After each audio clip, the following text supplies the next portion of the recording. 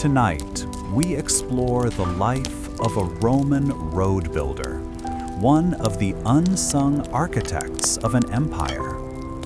So go ahead now and find your favorite spot. Let your head sink gently into your pillow and pull the covers up just a little higher. There is nothing else for you to do right now except relax and listen. I often wonder where you are tuning in from tonight. Is it late evening in your cozy corner of the world? Or are you just starting your day, bravely facing a schedule that seems to have a mind of its own? Either way, you are most welcome here. If you enjoy these journeys into the past, a quick follow or subscribe ensures you never miss a new story. Now, let our world fade away as we travel to the rugged northern frontier. This is a place where ambition is measured in stone and soil, and every mile of road is a victory.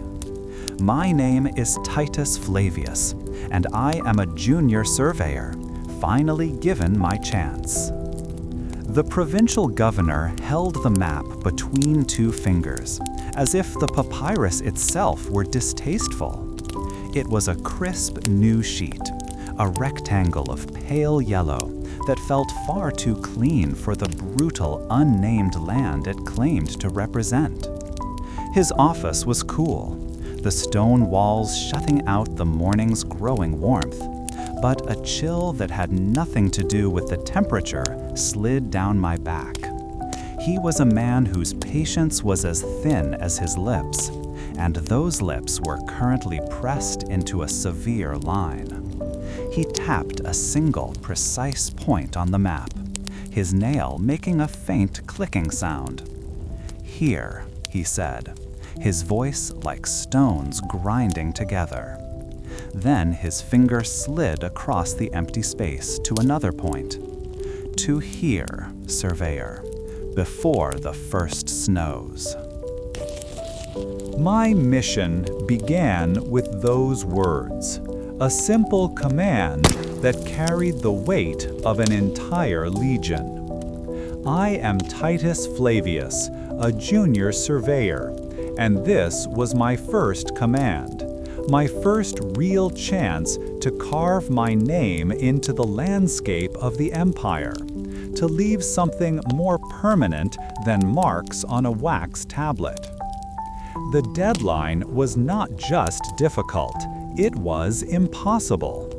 Even a cursory glance at the terrain shown on the map, a tangled mess of hills and dark forests, told me that. Yet I gave a crisp nod, the kind my tutors in Rome had taught me was expected. A refusal was not an option.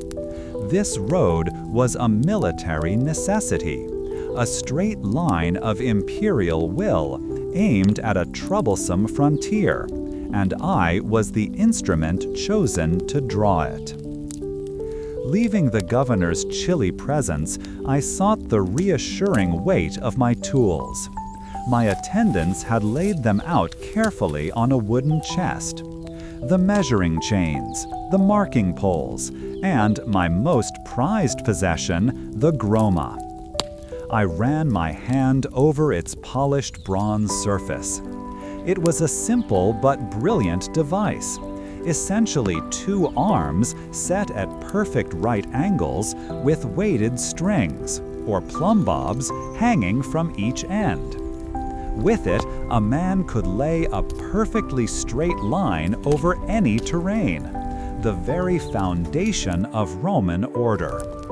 Holding it, I felt a surge of confidence return. These tools were the language of logic and precision, a language I understood. They could tame any wilderness, solve any puzzle the land presented. The mathematical certainty of it all felt like a shield against the governor's impossible demand. My new surveying tools felt solid and reassuring in my hands as I walked toward the edge of the provincial town where my work crew waited. The familiar sounds of the settlement, the clang of a blacksmith's hammer, and the distant chatter from the market seemed to fade behind me with every step. Before me lay the beginning of the true north, a place that started where the cobblestones ended. My assigned legionary work crew was already assembled, a cohort of engineers and laborers under the command of a centurion. They were a rough-looking group, their faces tanned and lined from years spent under open skies. The faint smell of leather and sweat hung about them, a scent of hard, practical work that was entirely foreign to the perfumed halls I was used to. Among them stood the centurion, a man named Marcus. He was introduced to me by the quartermaster, and he acknowledged me not with a salute, but with a slow, deliberate grunt. He was shorter than I expected, but broader, built like an old oak tree that had weathered 100 storms. His gaze swept over my clean tunic and my polished tools, and the look in his eyes told me everything. He had seen ambitious young men with their perfect maps and their academy training before. He had seen them come, and he had likely seen them fail. He said nothing, but his silence was a clear challenge, a question I would have to spend the coming months answering. From our staging ground at the valley's mouth, I looked toward the endless sea of dark green forest and jagged peaks that rose up to meet the sky. The sight was overwhelming. My stomach tightened, and for a moment, the clean, straight line on the governor's map seemed like a child's fantasy. The sheer scale of the wilderness was humbling. It was one thing to calculate angles and distances in a classroom, but quite another to face the physical reality of a mountain that cared nothing for geometry. The sharp scent of pine was carried on the breeze, a clean, wild smell that was nothing like the city. Every clang of the legionaries' gear, every shouted order as they prepared their packs, echoed in the vast quiet of the valley, a small human noise in a place of ancient stone. The task ahead felt immense, a physical weight pressing down on my shoulders. I unrolled the map again, its clean surface a stark contrast to the untamed world before me. On the papyrus, the journey was a simple, elegant stroke of ink. Out here, it was 1,000 obstacles, 1,000,000 stones to be moved, countless trees to be felled. Marcus came to stand beside me, his presence solid and silent. He did not look at my map. His eyes were fixed on the hills, reading them in a way I could not. He kicked at a loose stone with his hob-nailed sandal, the sound loud in the stillness. I tried to project an air of authority, pointing to the first ridge on our path. We will begin the initial survey at first light. Our line will cut directly through that pass, I said, my voice sounding thinner than I would have liked. Marcus just shifted his weight, the leather of his armor creaking. He did not argue or question, which was somehow more unsettling. His skepticism was a quiet thing, a deep current of doubt that ran beneath the surface of his obedience. He knew this land, not as a set of lines and elevations, but as a living thing, full of tricks and dangers my textbooks had never mentioned. As the day began to fade, the legionaries set up a temporary camp with an efficiency that was both incredible and intimidating. Tents were raised, cook fires were lit, and sentries were posted. The smoke from the fires stung my eyes, and the taste of our simple meal, a thick porridge of wheat and water, was bland and unfamiliar on my tongue. It was the food of soldiers, not scholars. I watched them, this unit of men whose lives and labor were now my responsibility. They were the tools with which I had to build, far more complex and unpredictable than my bronze groma. Sitting alone by my tent, I cleaned my surveying instruments by the flickering firelight, the familiar motions a small comfort in this strange new world. The ambition that had burned so brightly in the governor's office had not been extinguished, but it was now joined by a cold knot of apprehension. The straight road on the map represented the order and power of Rome, a simple, arrogant line drawn across the world. But as I looked from the map to the dark, hulking shapes of the mountains against the starry sky, I understood. The map was not the territory. The challenge of the land had tested my resolve before a single stone was even moved.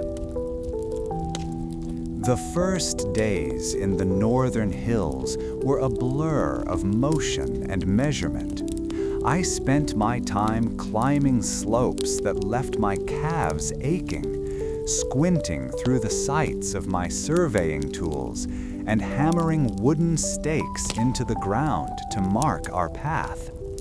My education in Rome had been the finest available, and I put it to use with a joyful precision. Each calculation felt like a victory, a small piece of order imposed on this wild landscape. The crisp air made my lungs feel clean, a welcome change from the city's crowded streets, and the calls of unfamiliar birds were a constant, pleasant music. I found a natural pass, a shallow dip between two steep hills, and saw the solution at once. It was a problem of pure geometry, and the answer was a perfectly straight line. Following my calculations, I stretched a greased cord between two poles, pulling it so tight it hummed like a lyre string in the wind. This line was my guide, the physical shape of imperial logic. It cut directly through the pass, ignoring the minor dips and rises of the terrain. The result, when I stepped back to look at my long row of bright marker stakes, was beautiful in its simplicity. It was efficient, direct, and uncompromising, everything a Roman road was meant to be. I felt a surge of pride, the warm satisfaction of a problem solved with intellect and precision. This was the work I was born for, to bring the clean, straight lines of civilization to the messy, curved world of nature. This road would be my first masterpiece. With my plan finalized, I sought out Marcus, the centurion in charge of the legionary work crew. I found him sharpening his short sword, the rhythmic scrape of stone on steel a strangely calming sound. He followed me without a word, his heavy boots making soft thuds on the forest floor. I unrolled my papyrus map, pointing to the elegant black line I had drawn, a stark arrow aimed at our destination. "Here, Centurion," I announced, unable to keep the satisfaction from my voice. "The most direct route. We will save weeks of labor." He barely glanced at the map. Instead, his gaze was fixed on the land itself. His eyes narrowed as he scanned the hillsides and the valley floor. He began to walk the line I had marked, his pace slow and deliberate. I followed, expecting some word of approval, perhaps a grunt of acknowledgement for my cleverness. He ignored my carefully placed stakes, his attention focused entirely on the ground beneath his feet. He would stop occasionally, scuffing the dirt with his hobnailed sandal or crumbling a clump of soil between his fingers. It was irritating. He seemed to be looking for flaws in the earth itself, not appreciating the perfection of my design. The silence stretched on, broken only by the whisper of the wind through the tall pines and the distant cawing of a crow. My initial pride began to curdle into a feeling of unease. After walking nearly half the length of my proposed route, he stopped abruptly. He stood over a patch of ground that looked no different to me from any other, perhaps a shade darker. Kicking at the earth with his heel, he exposed a layer of dark, moist soil that clung to his boot. "Water remembers where it wants to go," he said, his voice a low rumble. He pointed with his chin toward the higher slopes, tracing an invisible path down the hillside that converged right where we stood. "There is a spring up there, a small one. In the summer, it is nothing, but during the spring rains, this whole hillside weeps water." He crouched down, digging his fingers into the damp earth. "This pass becomes a stream, a torrent. It will not just flow over your road, Surveyor. It will get underneath it, turn your foundation to mud, and carry the stones halfway down the valley." I stared at the spot, a feeling of heat rising in my face. My geometry was flawless. My calculations were perfect. The tutors in Rome had taught me the principles of engineering, the unshakable laws of angles and lines. They had not, however, taught me how to read the subtle language of the earth, the quiet warnings written in a patch of damp soil, or the specific color of the moss on a rock. A part of me wanted to argue, to stand by the textbook certainty that had always served me so well. I could have insisted on the authority of my position, on the mathematical purity of my plan. It would have been the easier path for my pride. But as I looked at Marcus, I saw no challenge in his eyes, no desire to prove me wrong. There was only a deep, weary knowledge, the kind a man earns not from scrolls, but from decades of watching seasons turn and rains fall. He had seen young surveyors like me before, full of confidence and clean lines, and he had likely seen their roads wash away. The potential failure was a cold weight in my stomach. I found myself torn between the elegant simplicity of my map and the complicated truth of the land before me. One was an idea of perfection. The other was reality. Swallowing my pride was a bitter task, like chewing on uncooked grain, but I knew it was necessary. I looked from the damp earth back to the centurion's steady gaze. The respect of this man, I realized, might be more valuable than a perfectly straight line on a map. "Show me," I said, my voice quieter than I intended. "Show me where the water wants to go." Marcus nodded slowly, a single, decisive motion. He led me away from my line of stakes, climbing a short way up the slope. He pointed out the subtle channels, almost invisible to my untrained eye, that rain had carved over centuries.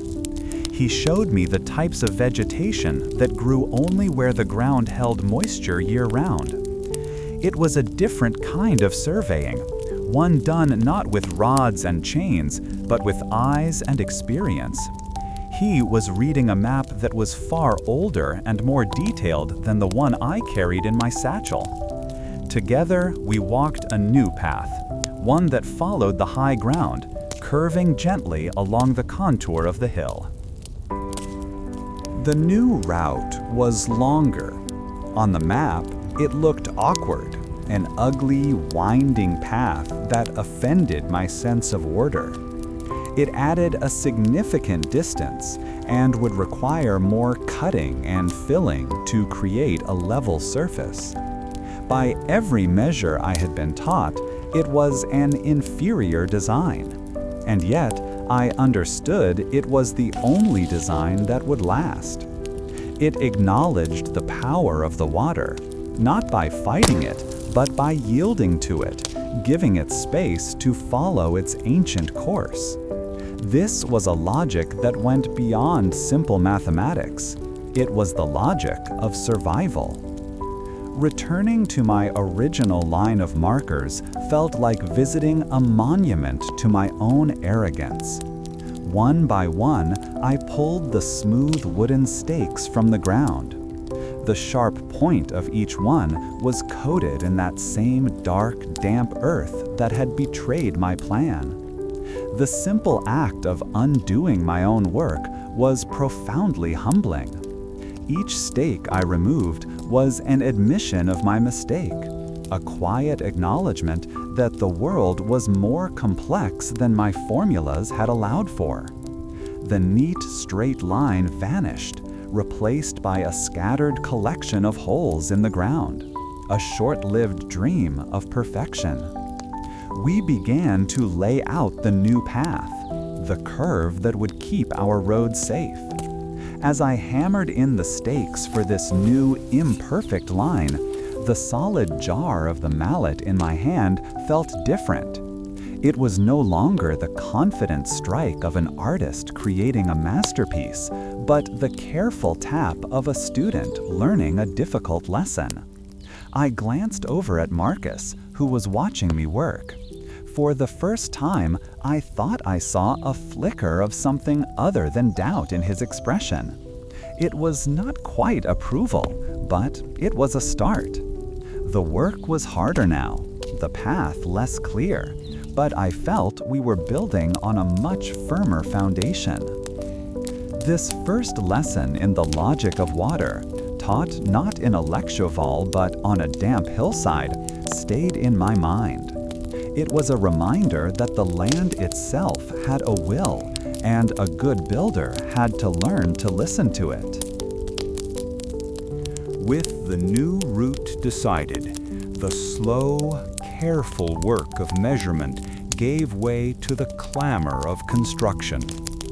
The quiet symphony of wind and birds was replaced by a new music, a harsh mix of sounds that became the rhythm of our lives.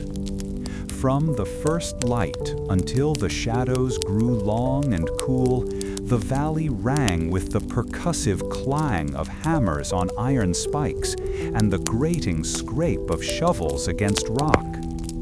Legionaries, men trained for the shield wall and the short sword, now swung the heavy dolabra, a military pickaxe equally good for digging a trench or breaking an enemy's skull, with a steady, relentless beat. My role changed completely. I was no longer a man of angles and instruments, but the conductor of this loud, messy orchestra, trying to shape their raw effort into the disciplined line I had drawn on the land. The process itself was a testament to Roman logic, a recipe for permanence I had studied for years but never truly understood until now. First, the men dug a wide, shallow trench, its edges marked by strings I had stretched between wooden stakes. Then came the foundation, the statumen, a layer of large, flat stones fitted together as tightly as possible. On top of that would go the rudus, a thick bed of smaller stones and gravel mixed with lime mortar. And then the nucleus, a finer layer of concrete made from sand and clay. Each step required immense labor, and I walked the line constantly, checking the depth of the trench, the fit of the stones, feeling the stability of their work through the soles of my sandals. It was one thing to draw this on a diagram in a classroom. It was another to see it rise from the dirt, paid for in the sweat of 100 men. Every day, I felt the effort in my own bones, even though I lifted no stones myself. I'd find myself wiping my brow, just watching them, my own tunic sticking to my back as the hours wore on. The grit of the excavated earth seemed to coat everything, getting into my mouth and making water taste of soil. I learned to read the state of the work, not just with my eyes, but by the sounds the men made. The rhythmic grunts of lifting a heavy stone in unison, the sharp curse when a tool slipped, the weary silence that fell over a crew that had been working too long without rest. This was a language my tutors had never taught me, the vocabulary of exhaustion and sheer will, and I had to become fluent in it quickly if this road was ever to be completed. This immense physical output demanded fuel, and it was here that our first real trouble began to fester. The work burned through a man's strength, leaving him hollowed out by evening. But the quartermaster's supplies offered little comfort. Our evening meal was almost always the same, a thick gray wheat porridge called pulse, with a piece of hard bread that could chip a tooth if you weren't careful. The taste was profoundly uninteresting, a bland, pasty flavor that coated my tongue and sat heavy in my stomach. It was sustenance and nothing more. I saw the way the men looked at their bowls, their faces grim. The cheerful banter that had filled the camp in the first few days had faded, replaced by a low, constant muttering that was far more worrying than open complaint. Marcus, the centurion, seemed to notice my concern. One evening, he stood beside me as the men lined up for their rations, his arms crossed over his massive chest. "They're soldiers, not builders," he rumbled, his voice low. "Soldiers expect to fight and die for the eagle. They don't expect to be starved into the ground building a road for some governor's legacy." He kicked at a loose stone. "At least with a paid crew, you just have to worry about them running off.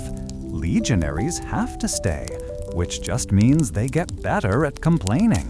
It's an old art form in the legions, perfected over centuries. His words were a strange comfort, a piece of hard-won wisdom that put the men's mood into a historical context. Still, it did little to solve the immediate problem of their growing hunger and souring spirits. The dissatisfaction finally boiled over on a cool evening under a sky streaked with purple and orange.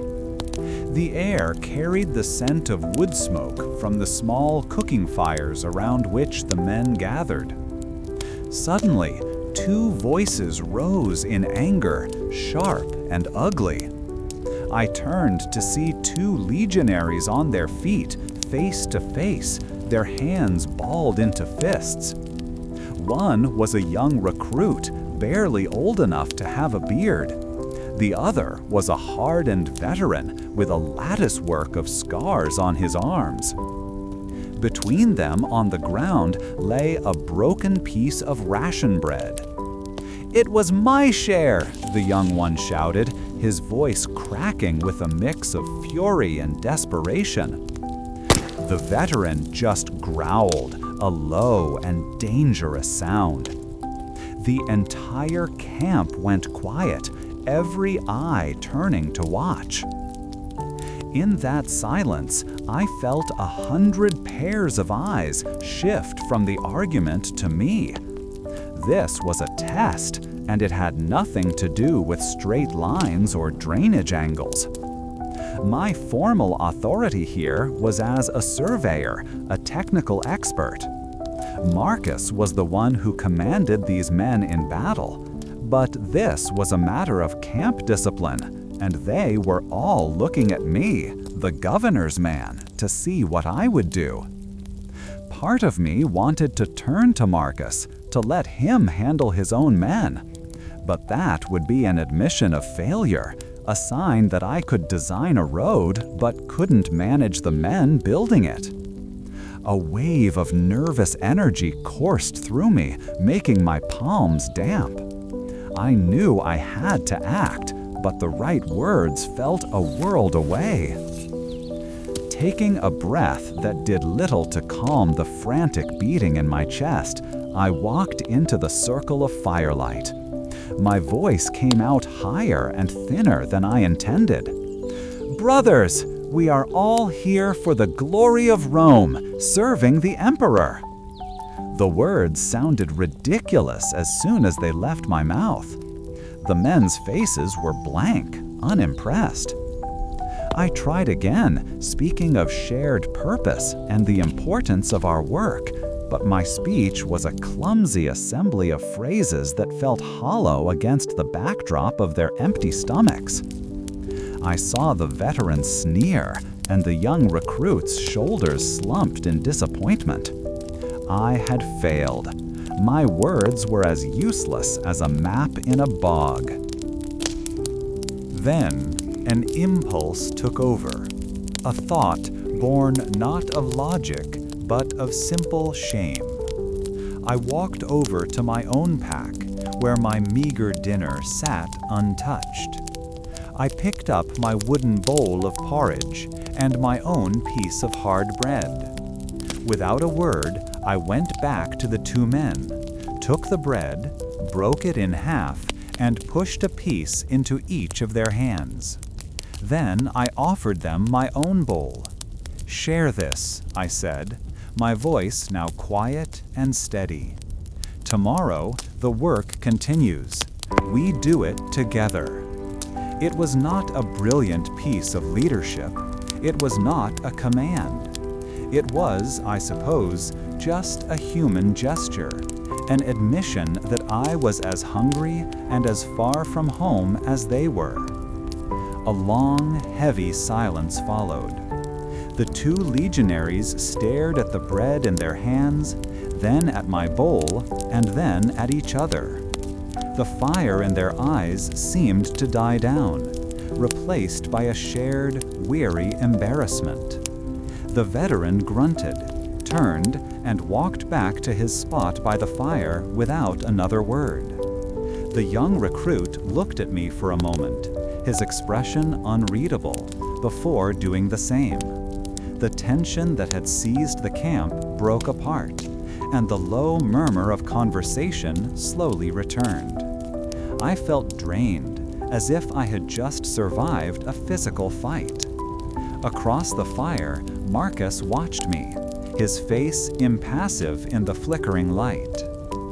Later, as I settled onto my own bedroll, my stomach rumbling with a hollowness that was both uncomfortable and strangely satisfying. Marcus stopped by my tent. He didn't say much, just stood there for a moment, a large shadow against the starlight. He looked down at the ground, then back at me. He simply grunted, a sound that somehow contained a whole conversation, and gave a single, almost imperceptible nod before walking away into the darkness. It was the first sign of approval he had ever shown me, a gesture more valuable than any praise from the governor.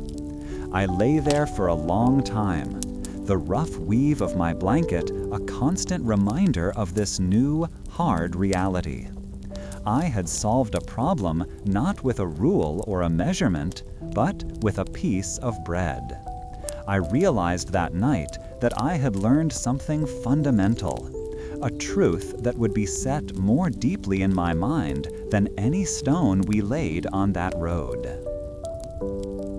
The argument over the bread seemed to settle something in the camp.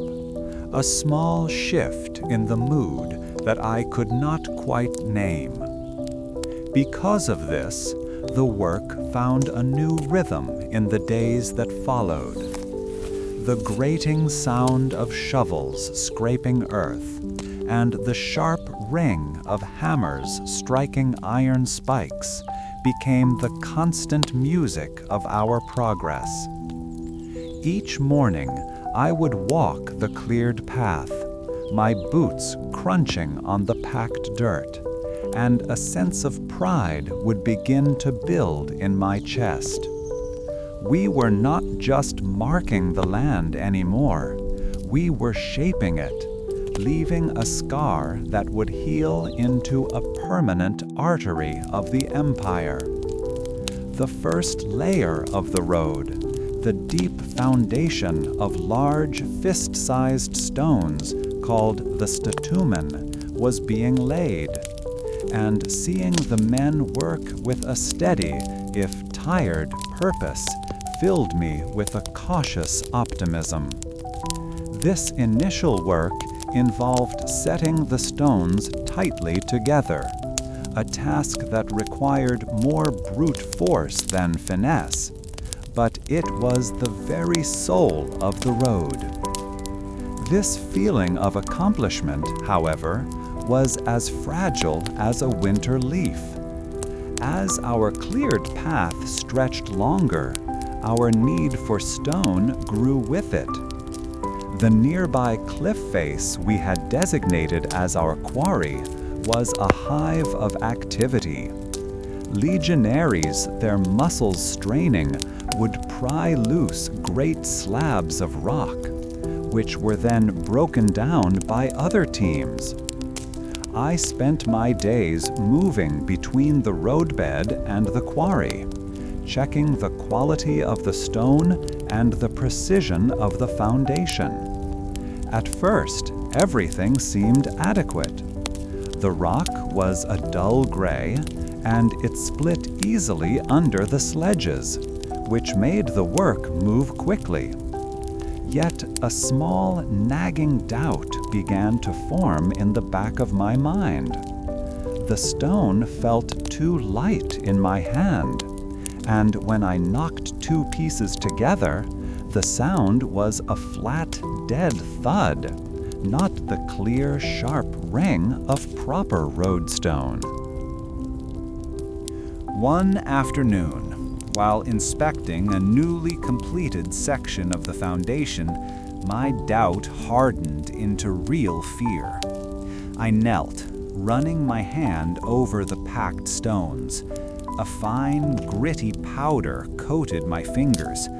I pushed a finger between two of the larger rocks, and instead of meeting solid resistance, I felt a crumbling softness.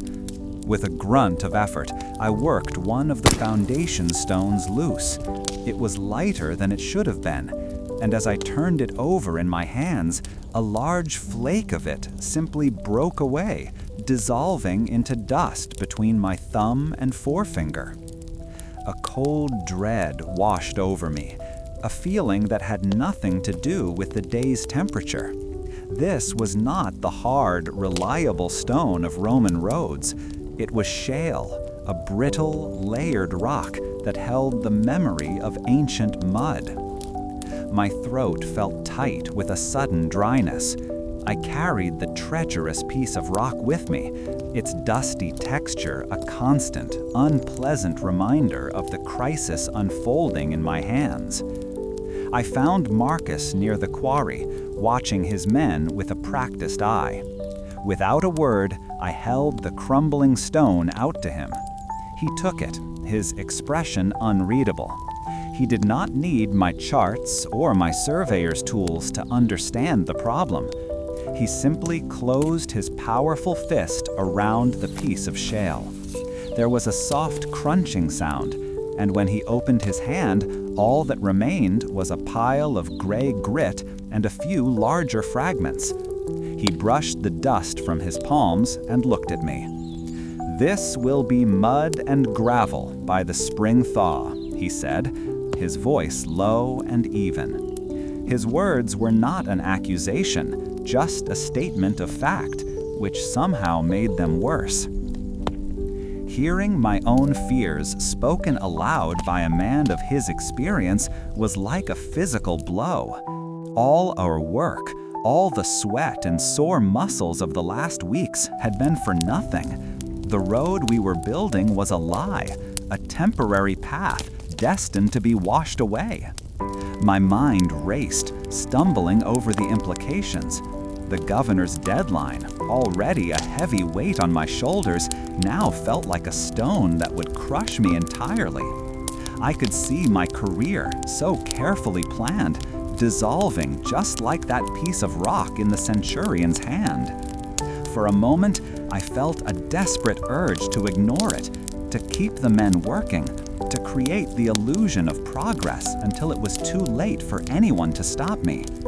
It would be a betrayal of every principle I had been taught, but the thought of reporting such a catastrophic failure was terrifying.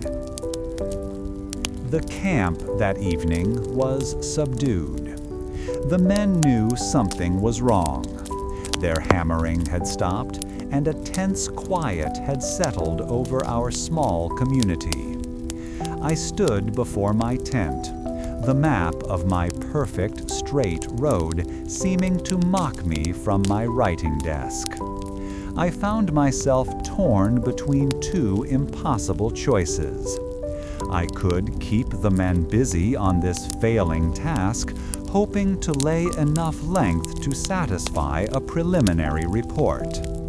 It was the path of a coward, a choice that would doom the road and disgrace my name eventually, but it would buy me time. On the other hand, I could halt all progress now, admit the failure, and face the consequences while searching for a solution. It felt like professional suicide, an admission of incompetence on my very first command. I chose the riskier path. Continuing the work would not just be a lie to the governor, it would be a lie to the men who had trusted my judgment.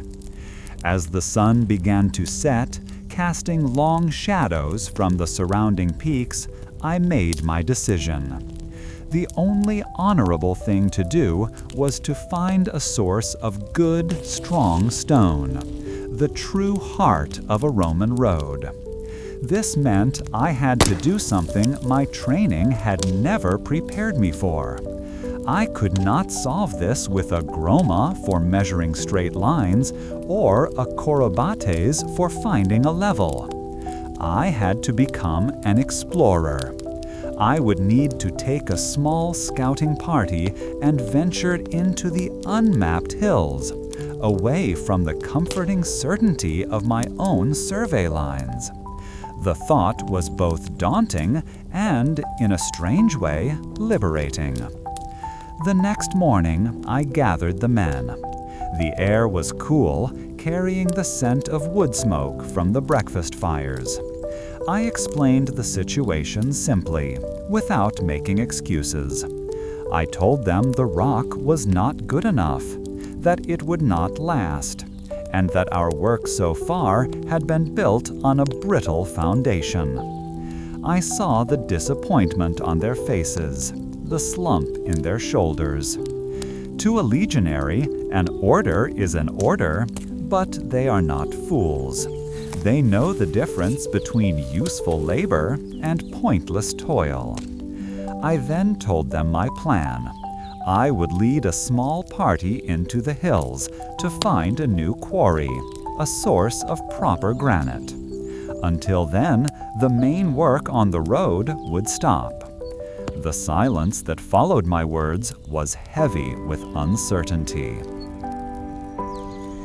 To venture into those hills, I knew I needed more than just a few strong legionaries. I needed local knowledge. Marcus arranged it for me. A man was brought from the small village that huddled in the next valley over, a place we had so far only traded with for the occasional basket of vegetables. He was a quiet man, with eyes that seemed to miss nothing. He was not a warrior or a chieftain, but a hunter, someone who knew the forests not as an obstacle, but as a home. He listened to my request, nodding slowly, his gaze fixed on the distant, tree-covered ridges. He agreed to guide us, for a price to be paid in salt, a commodity more valuable than coin in these remote parts. Assembling the scouting party was a simple matter. Marcus chose 2 of his most reliable men, veterans who moved with a quiet efficiency that I deeply admired. We packed light. A few days' rations of hard bread and dried meat, water skins, axes, and my own surveying tools, though I felt they would be of little use where we were going.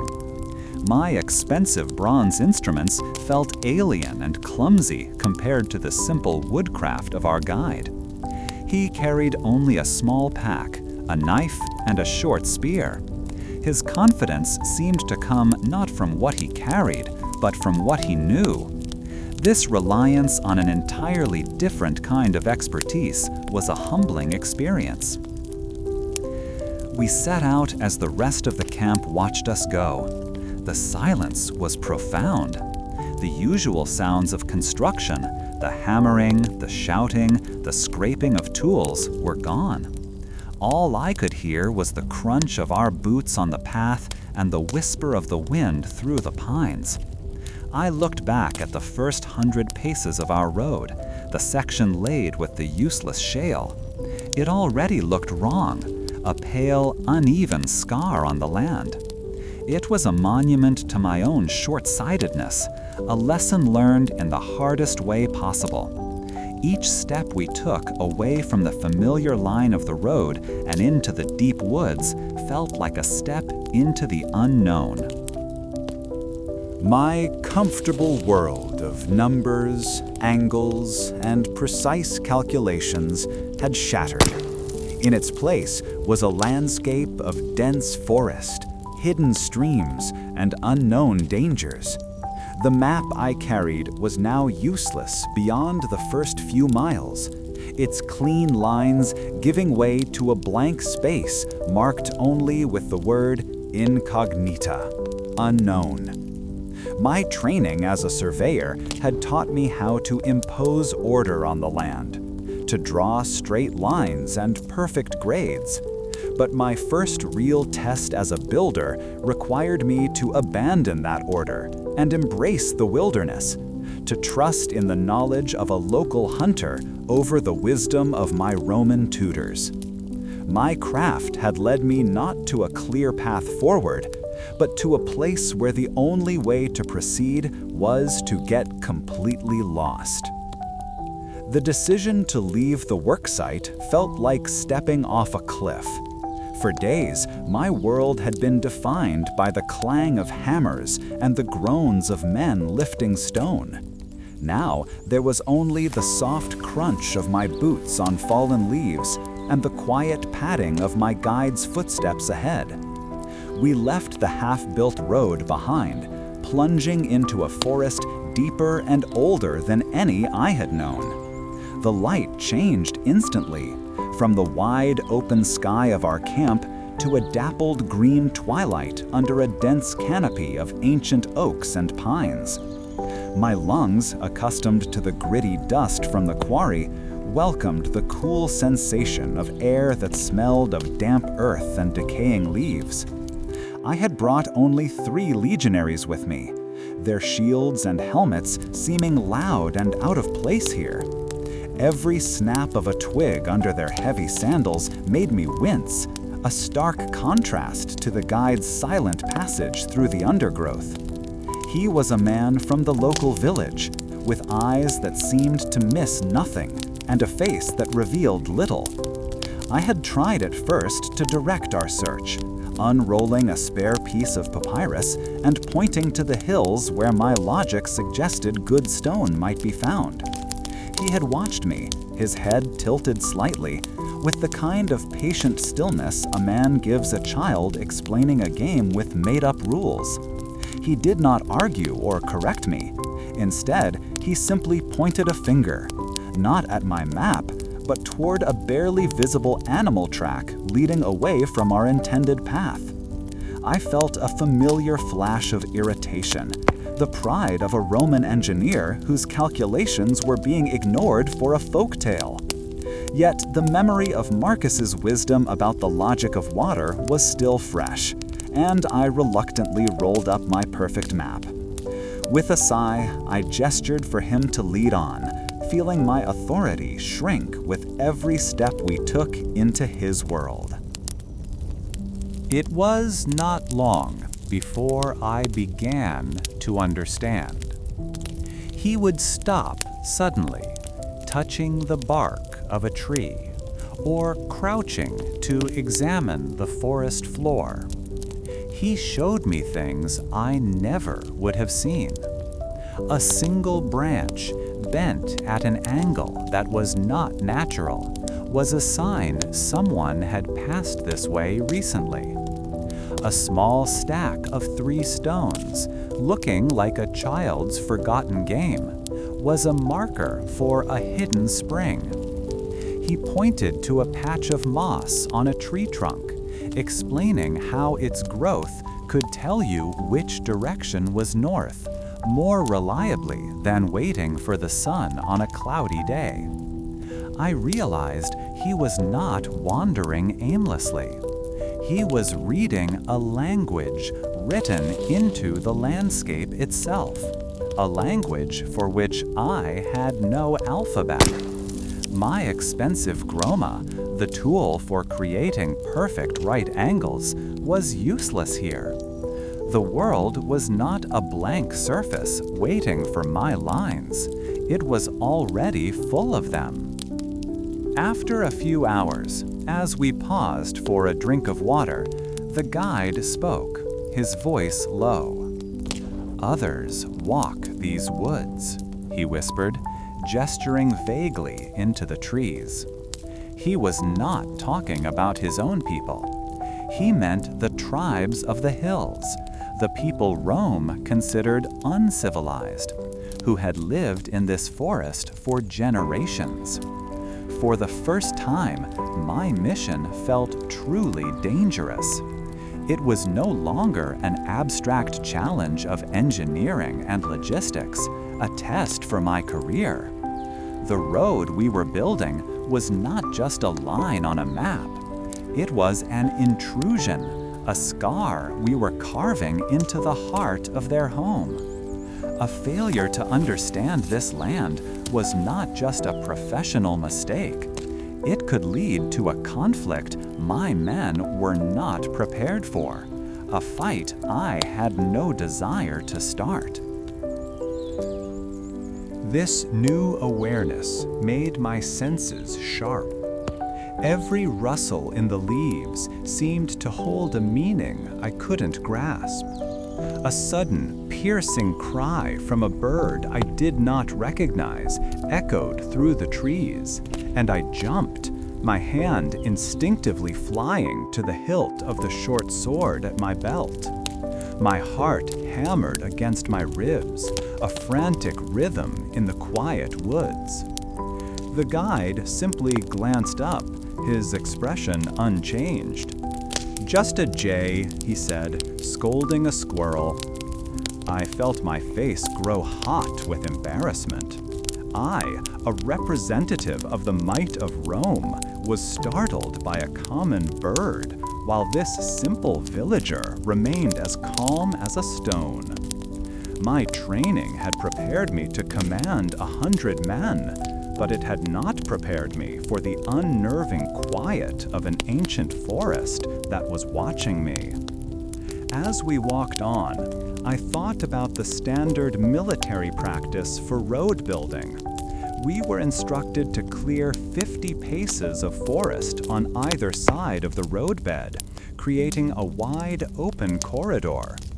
I had always thought of it as a practical matter, to let the sun dry the road and prevent ambushes. Now I saw it for what it was, an act of domination. We were not just building a path.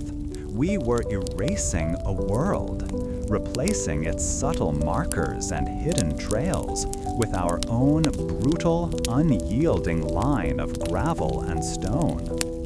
The scholars in Rome spoke of bringing civilization to the dark corners of the world, but they had never smelled this rich earth or felt the silent judgment of a forest that had stood long before our city was even founded. My focus shifted from finding the best rock to simply trying to see what the guide saw. I started to notice how he placed his feet, avoiding the roots that seemed to grab at my own ankles. I watched how he gauged the slope of the land, not with an instrument, but with the posture of his own body. He moved with the grain of the world, while I felt like I was constantly fighting against it. I nearly stumbled into a patch of thorny vines, and he caught my arm without a word, steering me to a clear path just a few feet away that I had completely missed. My men, I noticed, had also fallen silent, their usual barracks humor replaced by a watchful respect for the man leading us.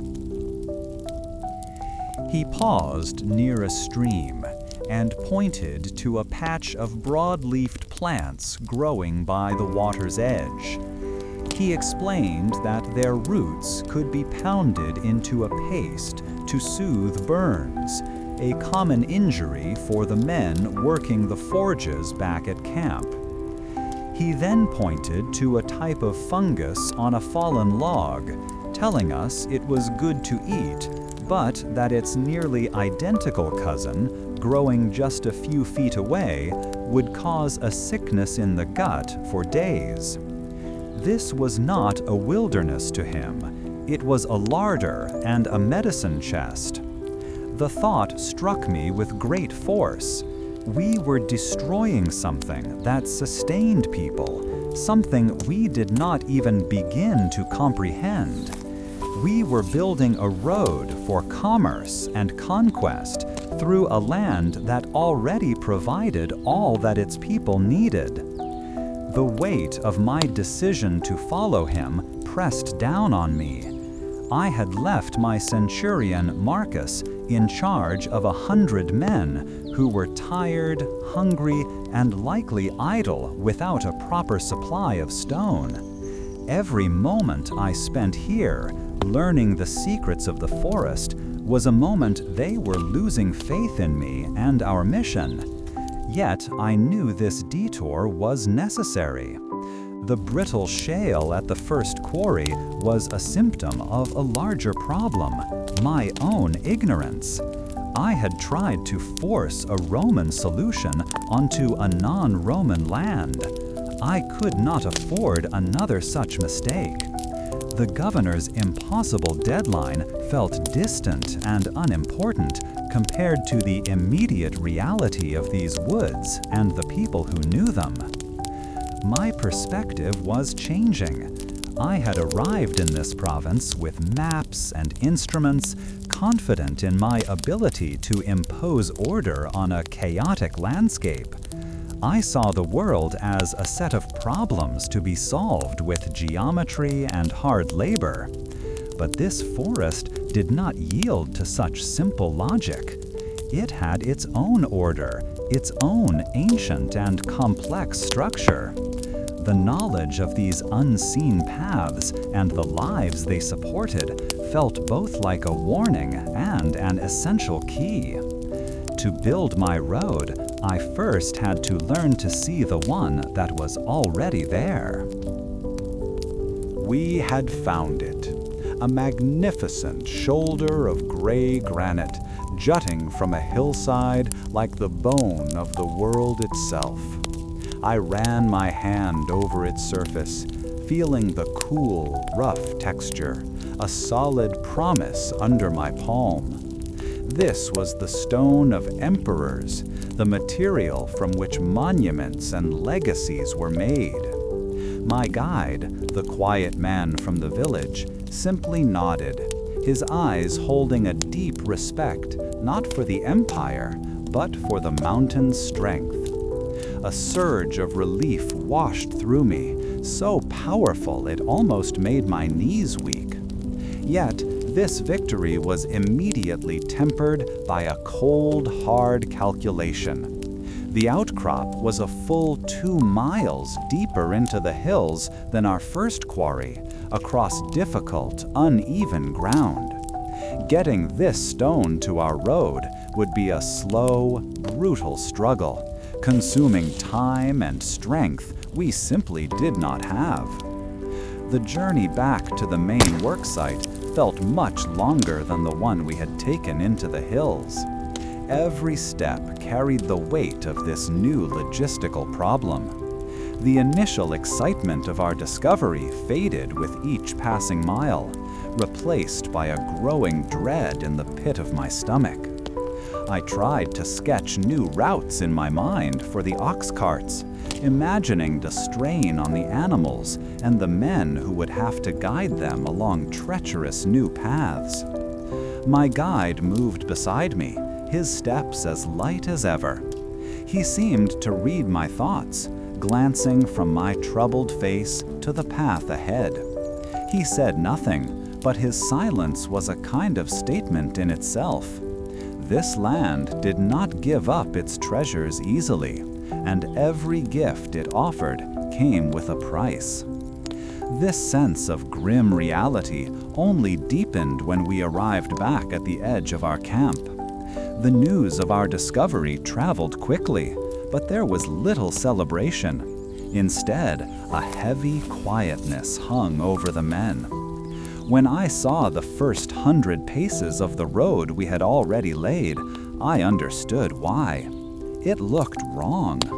The clean, straight line I had so proudly surveyed was now subtly warped, sunken in places. The stones canted at odd angles. From a distance, it was a minor imperfection. Up close, it was a disaster.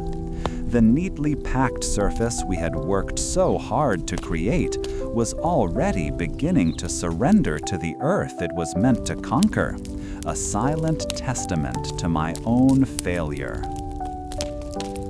Walking its length was a unique form of torture. With every step, a stone shifted under my boot, grating against its neighbor.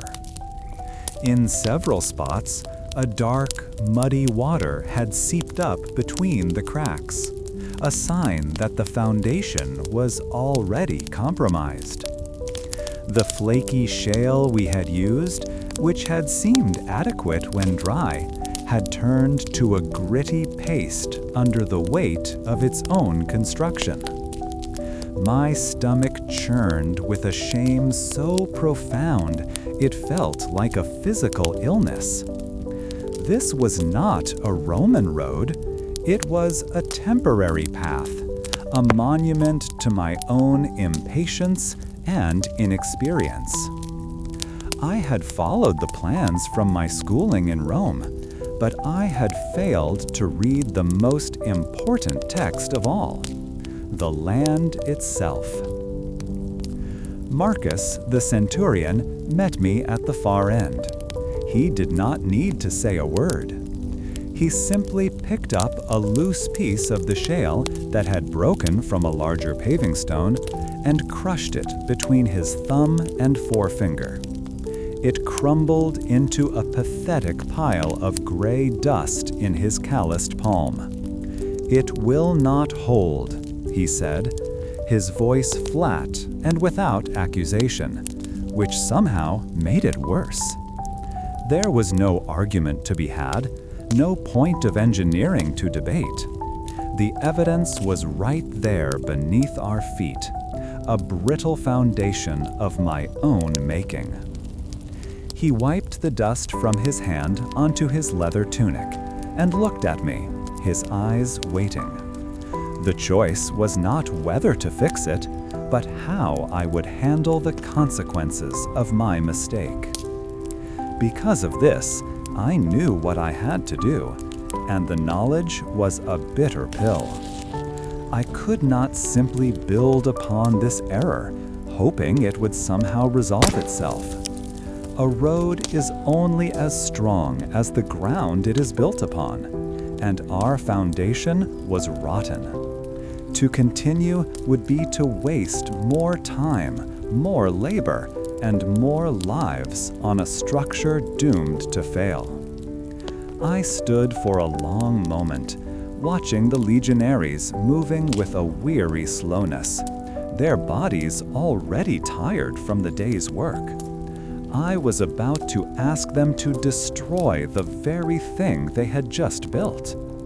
Part of me wanted to find another way, a clever patch or a workaround. But my training and the hard lesson of the crumbling stone told me there was only one honest path forward. I called the men together as the light began to fade, the sky streaked with orange and purple.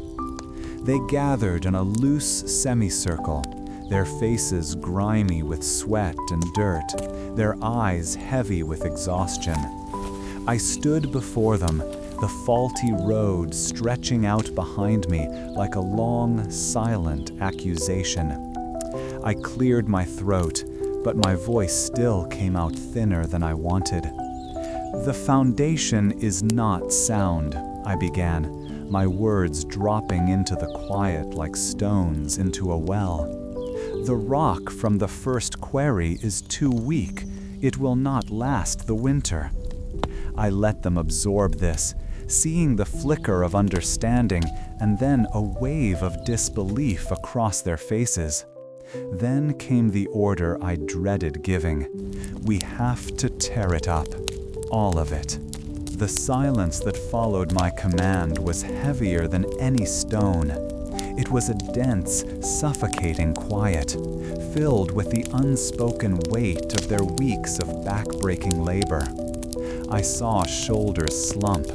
I saw men look down at their own scarred hands, then at the road, then at me. There was no anger in their eyes, not yet. There was something far worse, a profound emptiness, the look of men who had been told their suffering meant nothing. In that moment, I was not their leader. I was the architect of their wasted effort, the man who had led them down a path to failure. My perfect maps and precise calculations meant nothing next to the simple, crushing reality of their useless work. The next morning, the work began. The familiar, constructive sounds of hammers striking spikes and stones being set in place were gone.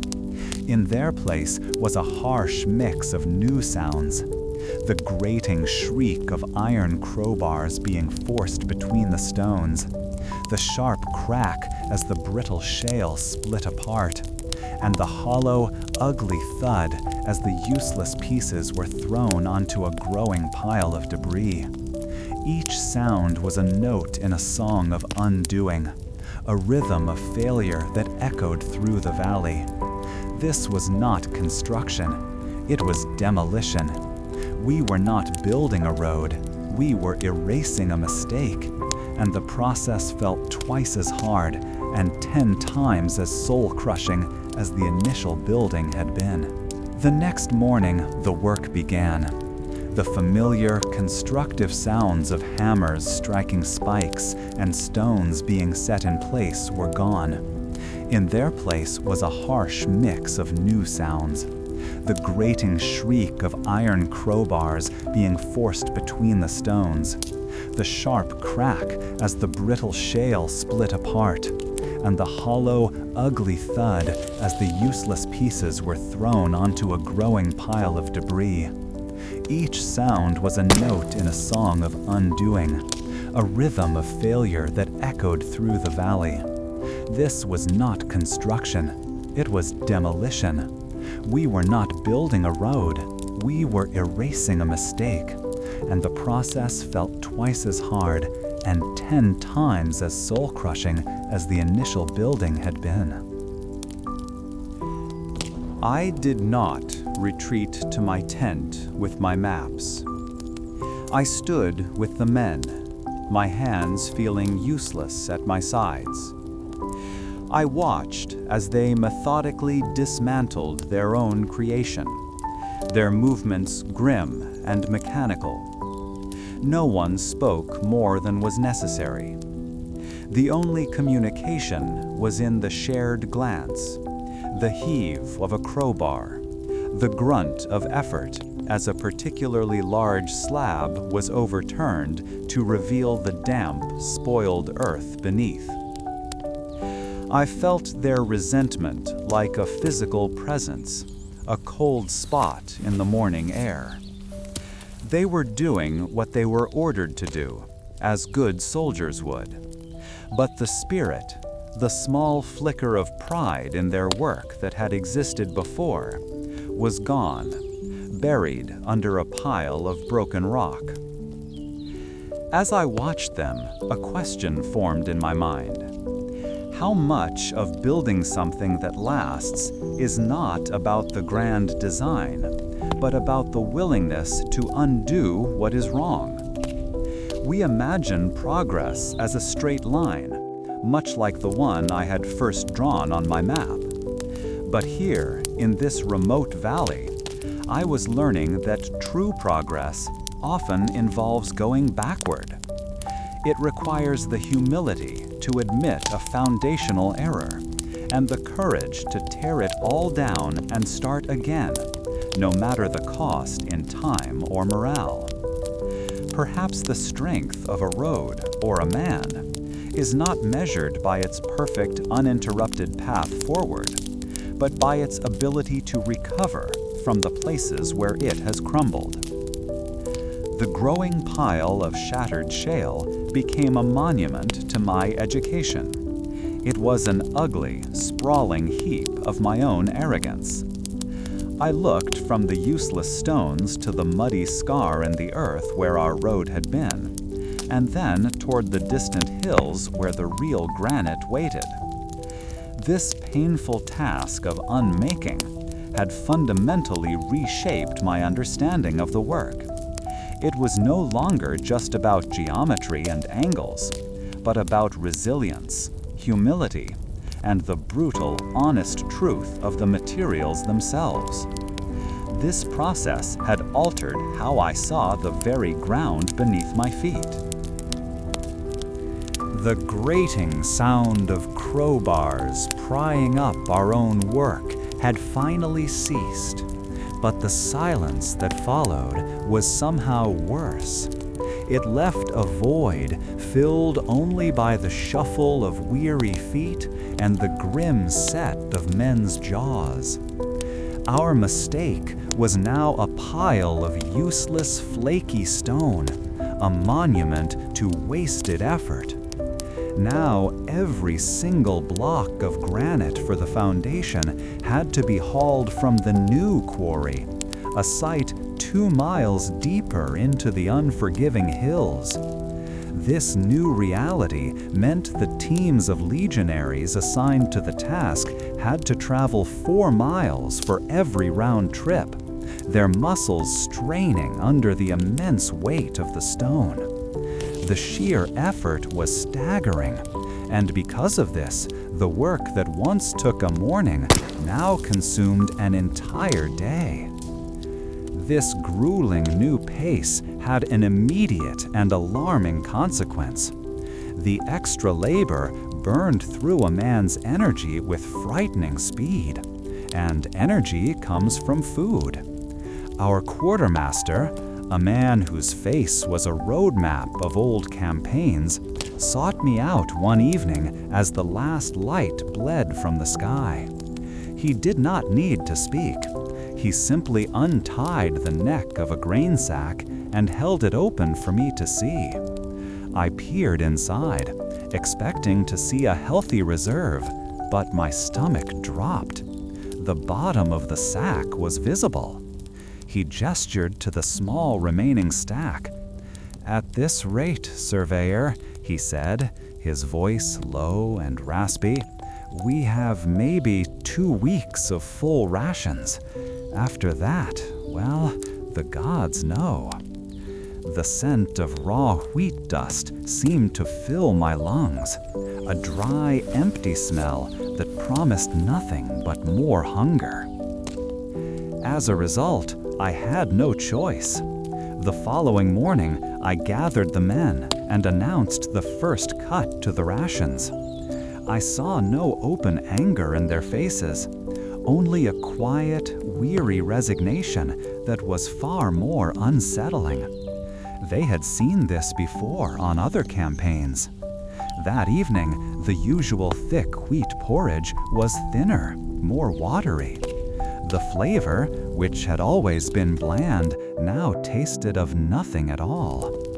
I watched the men eat, their movements slow, their eyes fixed on the contents of their wooden bowls. Each spoonful was a reminder of our dwindling supplies.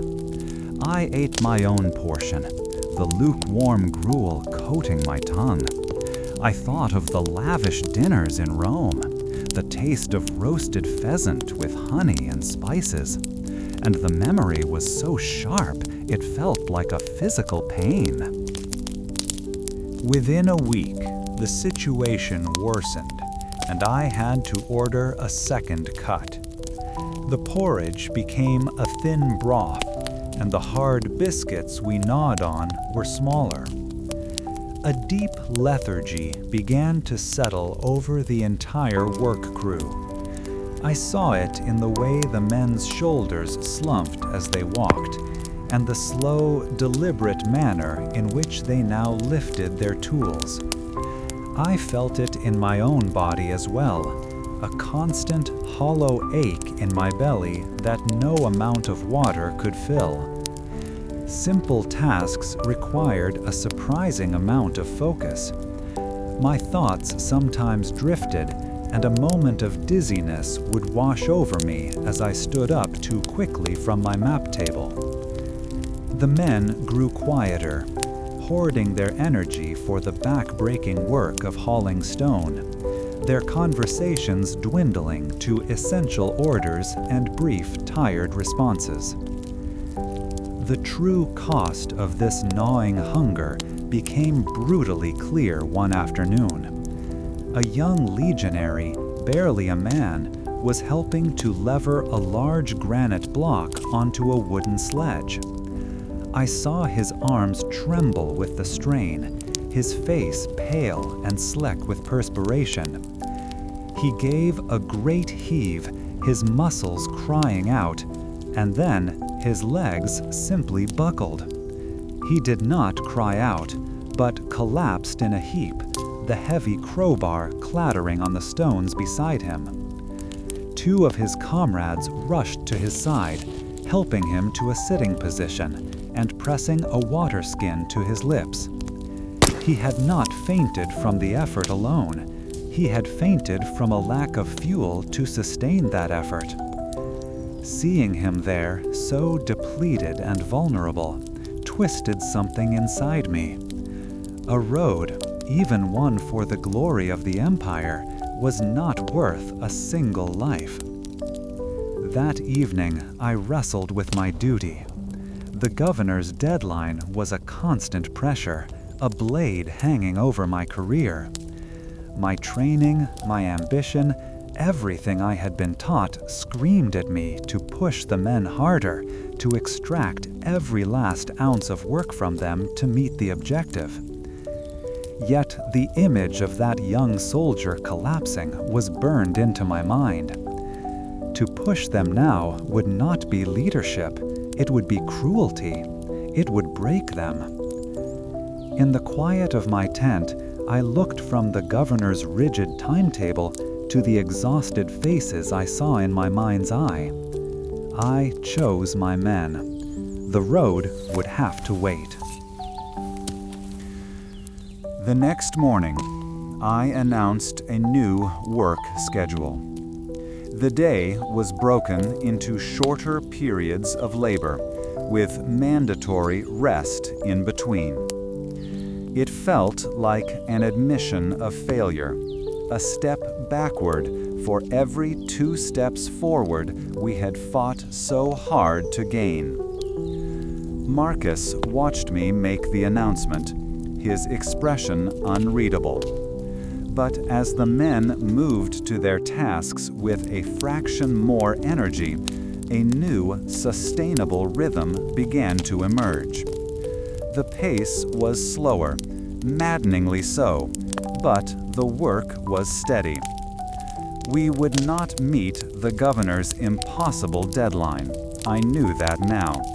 But we would not starve or collapse in the process either. The project's survival now depended on the survival of its builders.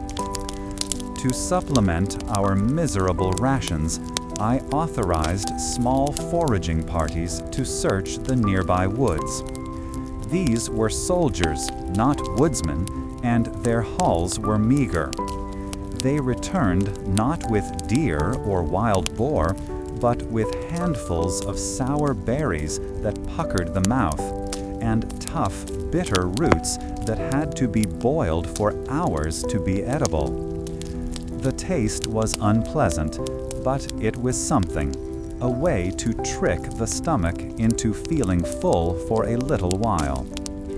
One of the older soldiers, a man who had served on the German frontier, showed the others how to identify a few edible leaves. It was a small thing, but watching them share this knowledge felt like a flicker of hope in our grim camp. This desperate search for food made me think of our supplies in a new way. Our most precious commodity, besides the dwindling grain, was salt. We added it to the bland broth to give it some flavor, and the quartermaster guarded it jealously. I found a bitter irony in the fact that the very word for a soldier's pay, salarium, came from this mineral, sal, because it was once a core part of their wages. Now, a pinch of salt felt more valuable than a pouch of silver coins. One of the ongoing debates among military planners in Rome was how much an army could rely on foraging. Most argued it was too unreliable, a path to starvation. Looking at the paltry collection of roots and berries in our cooking pot, I understood they were right. True sustenance came from supply lines, not from the fickle generosity of the wilderness. Later that week, Marcus approached me as I inspected a newly laid section of foundation. He picked up a small chipping hammer, testing its weight in his calloused hand before setting it down.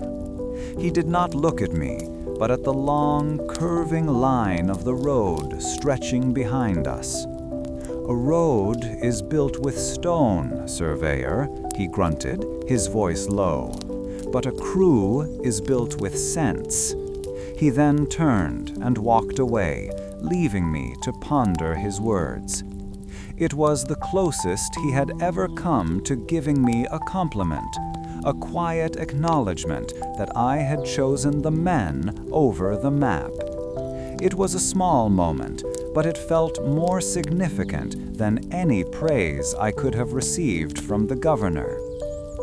The gnawing emptiness in my gut remained a constant companion, a dull ache that sharpened into a piercing pang at the smell of the evening cooking fires. The weight of command, I was learning, was not just about lines and angles, but about the very real weight of the men in your charge. It was about measuring their strength and their hunger as carefully as any distance.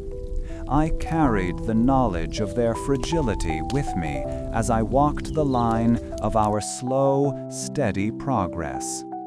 The taste of smoked fish and the memory of full bellies had put a new spring in the men's steps, a welcome change after the grim task of undoing our own work. For nearly 2 weeks, a new rhythm took hold, one of steady, determined progress. The sound of axes biting into timber at the new quarry was sharp and purposeful, a contrast to the grating noise of the crowbars that had haunted my recent memory. The sky above us had remained a brilliant, unwavering blue, a seemingly permanent ceiling for our endeavors. I had even started to believe we might claw back the time we had lost. I allowed myself a small measure of pride, watching the new foundation of granite take shape, its solid gray form a promise of permanence that the brittle shale could never offer. This confidence, however, was as fragile as the stone we had discarded. It began subtly, not with clouds, but with a change in the light. The sharp edges of the shadows cast by the hills began to soften, and the brilliant blue of the sky seemed to lose its depth, fading to a pale, washed-out color. The birds in the surrounding forest, usually a constant source of chirps and calls, fell quiet. A stillness descended upon our valley, a kind of held breath that made the clang of a hammer against stone sound unnervingly loud. The men noticed it too. They paused more often, wiping sweat from their brows, not from effort, but from a strange closeness in the world that made each movement feel sluggish. I felt a prickle of unease on my own skin, an old instinct I couldn't quite name, warning me that something was about to shift. By midday, the sky had transformed into a uniform sheet of bruised gray, stretching from one horizon to the other without a single break. Then the first drops fell, not a gentle shower, but heavy, cold splatters that kicked up little puffs of dust on the unfinished road. Within minutes, that tentative start became a relentless downpour. It was a vertical river falling from the sky, drumming a chaotic rhythm on the leather tents and turning the entire world into a blurry gray mess. My woolen cloak, which had kept me warm on many a chilly morning, soon felt like a lead weight, its fibers saturated with a chilling dampness that clung to my skin and seeped deep into my bones. The world dissolved, its familiar shapes and sounds swallowed by the constant rush and patter of water.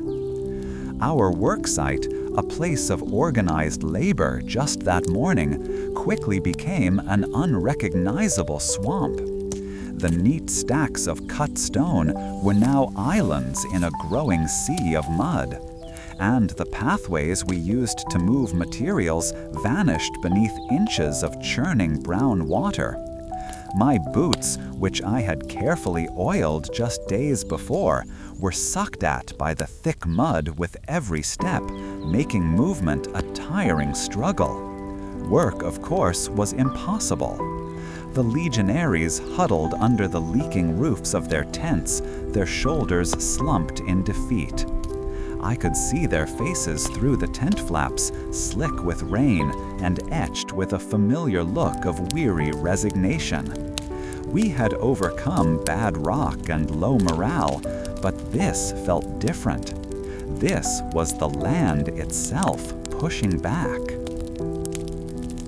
One of my greatest points of pride had been a stone culvert we had just completed. It was a sturdy, well-designed channel intended to guide a small, bubbling stream safely under our roadbed. I had personally overseen its construction, ensuring the stones were perfectly fitted, a small piece of Roman order in this wild place. But the stream was no longer small or bubbling. Fueled by the endless rain pouring down the hillsides, it had swollen into a furious torrent. I watched, my heart sinking, as the water level rose with alarming speed. It was no longer a clear stream, but a muddy, churning beast, carrying leaves, branches, and other debris in its powerful current. The sound of it changed from a peaceful gurgle to a deep, threatening roar that was audible even over the drumming of the rain. The end came with a sickening groan of stone grinding against stone. The culvert, my perfect piece of engineering, was simply overwhelmed. The sheer volume of water slammed against it, searching for any weakness. A cascade of brown water suddenly burst over the top of the roadbed, a liquid battering ram that tore at the packed earth and gravel.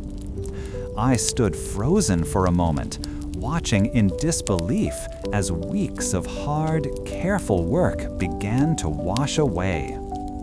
The retaining walls we had built to hold the slope in place buckled, their stones tumbling into the flood.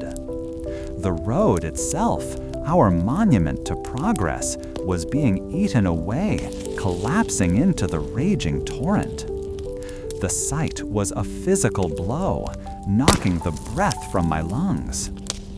I ran toward the disaster, though I knew there was nothing I could do. The cold rain plastered my hair to my forehead and streamed down my face, mingling with the frustrated heat I felt rising in my cheeks. The sound of the roaring water was immense, a physical force that seemed to vibrate through the ground and up into my bones. It was the sound of nature mocking my careful lines and precise calculations. All my training, all the books I had studied on hydraulics and construction felt utterly useless against this raw, untamable power. I was a surveyor, a man who imposed order on the landscape, yet here I was, standing in a deluge, feeling completely and utterly powerless as the landscape tore that order apart. The men watched from the relative dryness of their tents. None of them moved to join me. What would have been the point? There was no fighting this. Their silence was a heavy thing, a shared understanding that we were defeated. I looked at their huddled shapes, their faces obscured by the gloom, and I felt a fresh wave of despair. It was one thing to command them to tear up their own work because of my mistake with the shale. That was a failure of my knowledge. This, however, felt like a failure of our entire purpose, a sign that we were not welcome in these hills. The land did not want our road, and it was demonstrating its displeasure with a terrifying and absolute finality. I stood there for what felt like an eternity, the chilling water soaking me through until my movements were stiff and my teeth chattered. Eventually, the initial shock gave way to a cold, hard assessment of the damage. A huge section of our new foundation was gone, washed down the hillside. The carefully prepared roadbed was now a deep, muddy scar in the earth. The area around the stream was a ruin of scattered stones and uprooted earth. We had not just been stopped, we had been driven backward. The governor's impossible deadline now seemed like a cruel joke. We would be lucky to repair this damage before the snows, let alone finish the entire road.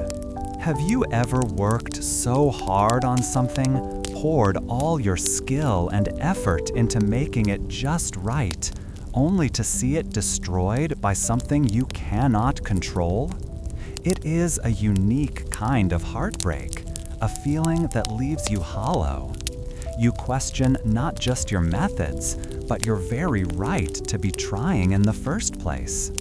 You start to wonder if you are building something permanent or just tracing lines in the sand for the next tide to wash away. That is what I felt at that moment, standing in the cold rain, the sound of my collapsing road filling my ears. It was a lesson in humility, delivered by the unforgiving logic of water and stone. Slow. Marcus eventually emerged from his tent and came to stand beside me, his own cloak draped over his head. He did not say, "I told you so," though the memory of his warning about the hillside spring was fresh in my mind. He simply stood there, his jaw tight, and surveyed the ruin with the same grim expression I wore. He kicked at a loose stone half buried in the mud. "The hills have a way of crying when they are unhappy," he said, his voice low and rough, "and they can cry for a long time." His words were not meant to be comforting, but they held a kind of truth that my engineering manuals had never contained. We remained there as the daylight began to fade, the gray sky darkening to near black. The rain showed no sign of stopping. The roar of the water was a constant reminder of our failure, a soundtrack to our defeat. Every plan I had was now useless, washed away with the gravel and stone. My maps and charts, which I had guarded so carefully, seemed like foolish fantasies drawn by a boy who did not understand the world. They were lines on paper, and this was reality. Mud, cold, and the immense destructive power of a hillside that did not want to be tamed.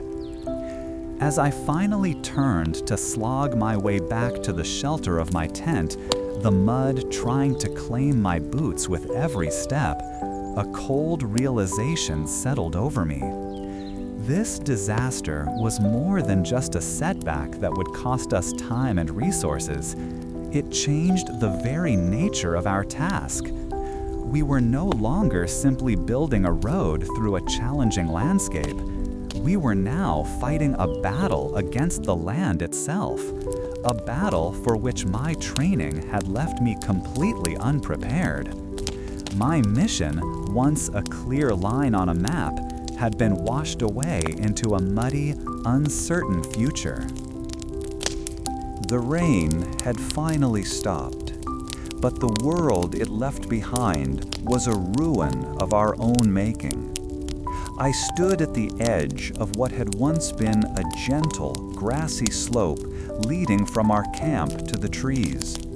Now it was a wide, greedy mouth of brown, churning water and deep, sucking mud. The flood had turned the entire low-lying area into an impassable bog, cutting us off completely from the granite quarry on the other side. My boots sank into the soft earth at the edge, and I pulled my foot back with a wet squelch. A coldness crept through the thick wool of my cloak, a damp chill that seemed to settle right into my bones. Behind me, the men were quiet, their usual morning clamor replaced by a listless silence. Their faces, already thin from scant rations, were now etched with a profound sense of defeat. My mind, trained in the schools of Rome, raced through the proper solutions. I pictured the elegant arches of a stone bridge, a marvel of engineering that would take half a year to build. I imagined a raised causeway, its foundations driven deep into the muck, another project that would require time and resources we simply did not have. My fingers twitched, itching for a stylus and a wax tablet to sketch out the angles and supports. But the impulse died as soon as it was born. My precise geometry, my careful calculations, they were useless here. Nature had presented a problem that could not be solved with a perfect line on a map. I felt a familiar knot of shame tighten in my gut. I was the surveyor, the master of the land, and the land was laughing at me. As I stared at the soupy mess, trying to force a brilliant solution from the dregs of my formal education, Marcus came to stand beside me. He did not look at me, but at the bog, his eyes narrowed in assessment. He spat a wad something brown onto the ground. The scent of wet pine and decaying leaves rose from the forest, a smell that now felt like a part of my own skin. For a long moment, the only sounds were the distant call of a cuckoo and the drip of water from the branches of a nearby oak. My thoughts were a frantic scramble, a search through every textbook I had ever read for an answer. I was the one with the training, the one who was supposed to know. Finally, Marcus grunted, breaking the silence. "We're not building an aqueduct here, boy," he said, his voice rough as gravel. He gestured with his chin toward the thick stand of trees that bordered the new swamp. I followed his gesture, seeing only timber. My mind was still fixed on stone and mortar, on the permanent, magnificent works of the empire. What he was suggesting felt primitive, a step backward. It was a solution born of desperation, not of engineering genius. A part of me, the part that still dreamed of earning a name for myself in Rome, recoiled from the very idea of such a crude fix. "We'll build a log road," he continued, as if sensing my internal struggle. "A swamp crosser. Old army trick for moving men and carts over ground that doesn't want to be crossed." He described the process with a brutal simplicity that offended my scholarly senses.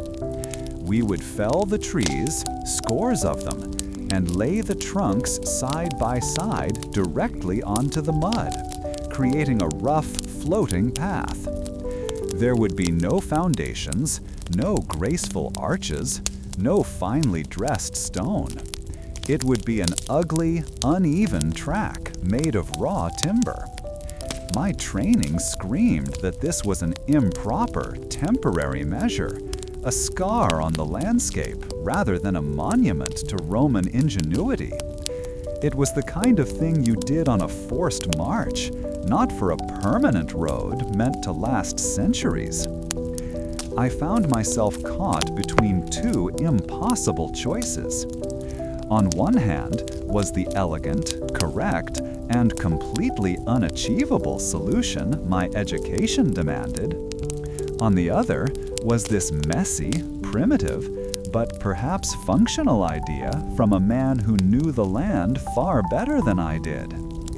I looked from the impassable bog to the centurion's weathered face. Experience stood before me, offering a way forward, while perfectionism promised only failure. I thought of the governor's deadline and the coming snows. I thought of the hungry, demoralized man waiting for my command. With a deep breath that did little to calm the churning in my stomach, I swallowed my pride. Humbled, I gave the order. The change in the camp was immediate. The miserable quiet was shattered by the sharp, rhythmic crack of axes biting into wood. The air, which had smelled only of mud and dampness, now carried the clean, sharp scent of pine sap. I watched as the legionaries, men who were as skilled with an axe as they were with a sword, worked with a renewed purpose. They moved with a grim efficiency, felling tree after tree. Two of the larger men made a game of it, their laughter echoing through the woods as they raced to see who could drop their timber first. It was a harsh sound, but a welcome one after days of near silence. The crash of each falling giant was a drumbeat marking our new direction. I picked up an axe myself, the smooth, worn wood of the handle feeling foreign in my hands, which were more accustomed to the delicate brass of my surveying tools. The weight of it was surprising, and my first few swings were clumsy, glancing off the bark.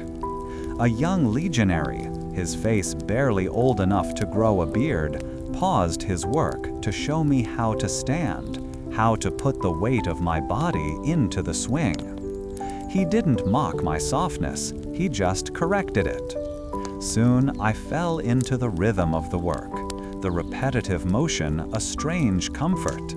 Sweat slicked my palms, and the muscles in my back and shoulders screamed in protest, but I kept going. This, I realized, was a different kind of engineering, one measured in blisters and aching limbs rather than degrees and distances. We dragged the massive logs to the edge of the bog, our boots slipping and sliding in the muck. The work was brutal. We used ropes and sheer manpower, shouting and straining together to move each heavy piece into place. The first log sank with a disgusting sucking sound, half submerged in the brown water. For a moment, my heart sank with it, fearing the entire plan was a fool's errand. But the next log laid beside it helped to hold it up, and the next, and the next. Slowly, painstakingly, a solid, if uneven, path began to emerge from the mire. It was a strange construction, a bridge that wasn't a bridge, floating on the very mud it was meant to conquer. As the path extended, I remembered a term from one of my more obscure textbooks, pontes longi, long bridges. That was the official name for these crude timber roads, something Roman armies had built in the northern forests for generations. The book had dismissed them in a single sentence as a temporary field measure. Standing there, covered in mud and splinters, I saw the truth the book had missed. It wasn't just a temporary measure.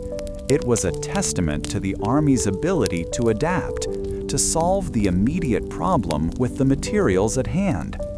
It was the logic of survival, not the logic of the drafting table. By the end of the second day, our makeshift road stretched all the way across the bog. It creaked and groaned under our weight, and water sloshed up between the logs with every step. It was not beautiful, it was not permanent, but it was a path. I stood in the middle of it, feeling the rough, bark-covered logs shift slightly beneath my feet. Across the way, the granite quarry waited, now within our reach once more. The men were already preparing the carts, their movements quick and purposeful. Marcus stood on the far bank and gave me a single, sharp nod. It was not praise, but it was an acknowledgement. We had faced an impossible obstacle, and we had overcome it not with grand plans, but with axes and sweat. That evening, I did not unroll my maps. I sat by the fire, nursing my blistered hands and watching the flames dance. The taste of our thin porridge was still bland, but it felt earned. We had not built a monument of stone that day. We had built something far more important, a way forward. The structure we had pieced together from felled trees was crude, but the full measure of its strength would only be understood through the weight it was about to bear. The frantic work on the corduroy road, that ugly but life-saving bridge of logs, was finally complete. A fragile path now connected us to the granite quarry, allowing the slow, grueling procession of stone-laden carts to resume. The rain had ceased, but the world it left behind was a landscape of deep, clinging mud that sucked at our boots with every step and made the simple act of walking an exhausting chore. We were working again, but the pace was slow, and the reprieve felt temporary. It was during one of these sluggish afternoons, as I was reciting a line near the bog's edge, that I saw him, a lone rider, his horse laboring through the mire, both of them caked in the same brown muck. He was from the provincial capital, an official courier, and his presence here could only mean one thing. He dismounted stiffly, his muscles clearly aching from the punishing journey, and handed me a sealed scroll. The wax was cracked and smeared with grime, but the governor's emblem was unmistakable.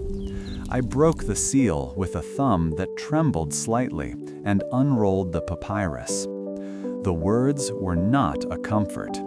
They were cold, sharp, and utterly disconnected from the reality of our struggle. The governor demanded a progress report, a detailed accounting for the delays. He spoke of schedules and imperial expectations, his phrases laced with thinly veiled threats of my removal if the road did not meet its deadline. Reading his words, a chill seeped into my bones, a coldness that had nothing to do with my damp tunic. The pressure, which had been a constant companion, now felt like a physical weight pressing down on my chest.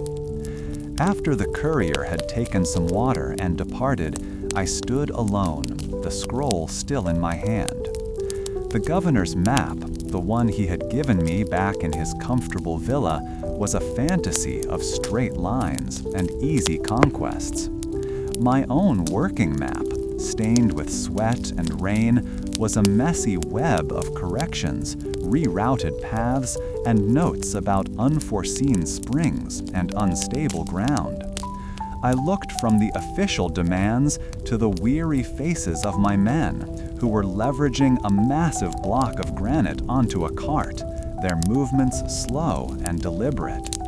To the governor, these were numbers on a ledger. To me, they were bodies growing thinner, muscles straining to their limits, spirits worn down by endless labor and scant rations. The gulf between his world and mine had never felt wider. It was in this moment of quiet despair that my local guide approached. He moved with a silence that always startled me, a stark contrast to the clatter and clang of the legionaries. He had been observing me from the edge of the woods, his expression unreadable. Now he stood beside me, not looking at me, but out toward the camp where the cooking fires were being lit for the evening meal. The thin wisps of smoke promised another dinner of watery porridge and hard bread, a meal that filled the belly without satisfying the soul.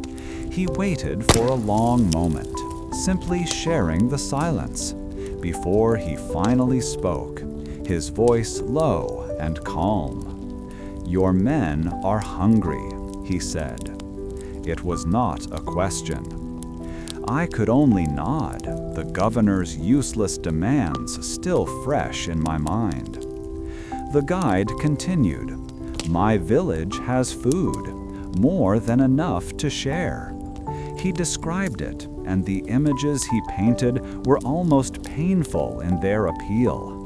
Smoked fish, oily and rich with salt. Baskets of dried fruits, sticky with their own concentrated sweetness. Wheels of goat cheese, sharp and tangy. The mere thought of such flavors made my mouth water, a humiliating and powerful response. The memory of our dwindling grain sacks, of the quartermaster's worried frown, was a constant, gnawing anxiety. The guide's offer was a lifeline, a solution to a problem that my Roman logistics had failed to solve. It was too good to be true. Of course, it came with a price. "We ask for something in return," he said, and for the first time he turned to look directly at me. His eyes led my gaze past our chaotic worksite to a small, dense cluster of ancient trees on a nearby rise. It was an old grove, untouched by our axes, its gnarled branches reaching out like weathered arms. "That is a sacred place," he explained simply. "The road you plan will cut through its edge. We ask that you go around it." It sounded so simple, yet my heart sank. A deviation, a curve where a straight line was commanded. It would add a quarter-mile to the route, a significant delay, and a clear violation of the governor's plan. I found myself trapped. On one hand was my duty, my career, and the explicit orders of a powerful man who held my future in his hands. To disobey was to risk disgrace, to be branded incompetent and sent back to Rome in shame. On the other hand were the hollowed eyes of my men, the gnawing ache in my own stomach, and the very real possibility that we would not have the strength to finish this road at all if our supplies ran out. The choice was between an abstract principle of Roman engineering, the straight, unyielding line of imperial will, and the immediate, tangible survival of the people entrusted to my care. I stood there, torn, between the map in my head and the world at my feet. Slowly, deliberately, I made my choice. I walked with the guide to the edge of the grove. The air inside felt cooler, and a quiet stillness resided there that was absent in our noisy camp. I placed a hand on the rough, mossy bark of one of the ancient trees, feeling its solid, living presence beneath my palm. This was not just a collection of timber to be cleared. It was the heart of a community, a place with its own story. I looked at the path I had marked with my wooden stakes, an aggressive scar aimed directly at this quiet sanctuary. Then I looked back at my men. I chose them. Their loyalty, their sweat, their sheer endurance had to mean more than a straight line on a piece of papyrus. Returning to my tent, I retrieved my surveying tools. With the guide watching, I pulled up the old stakes and began the process of laying out a new path. It was a gentle, sweeping curve, an elegant arc that cradled the grove instead of violating it. In my official report, I could justify it with some invented geological issue, unstable soil, a hidden spring, anything to conceal the true reason. Marcus the centurion observed my work from a distance, his arms crossed. He said nothing, but as I drove the final sighting rod into the ground, our eyes met, and he gave a single, almost imperceptible nod. He understood the choice I had made, and in his silent approval, I felt a surge of confidence that no praise from the governor could ever provide. That evening, the promised food arrived, carried in woven baskets by people from the guide's village. The transformation in the camp was immediate and profound. The usual weary silence around the campfires was replaced by conversation and even laughter. I watched as legionaries who had been sullen and withdrawn for weeks shared pieces of smoked fish, their faces illuminated by the flickering flames. The smell was incredible, a mix of wood smoke and salt that overwhelmed the usual camp smells of mud and sweat. It was more than just sustenance. It was a restoration of spirit, a reminder of a world beyond this grueling, relentless work. I sat apart, chewing on a piece of dried fig, whose sweetness exploded in my mouth, a startling contrast to the blandness we had endured. The taste was exquisite, yet it was complicated. With every bite, I felt the weight of my deception. This life-giving meal was the result of a secret, a lie I would have to formalize in my reports. It was a compromise born of necessity, a bargain made not with gold, but with the integrity of my mission. It was a violation of my training and a betrayal of the governor's trust. But as I watched a young soldier share his piece of cheese with a friend, I could find no regret in my heart. The road would now have a curve in it, a flaw on the perfect map, a testament to a choice made in a muddy camp deep in the northern hills. It would not be the road I had first designed, the one that existed as a pure, straight line in my mind. It would be a different kind of road, one shaped by hunger and respect, by the logic of water and the needs of men. My understanding of what it meant to be a builder, to impose order on the world, had been altered in a way no Roman textbook could have ever taught me. With full bellies and a clear path to the granite quarry, our purpose returned like a tide. The smoky, salty flavor of the fish we had received from the village lingered in my mouth for days, a constant reminder of the bargain I had struck. It was a taste of survival, and it powered the men in a way no commander's speech ever could.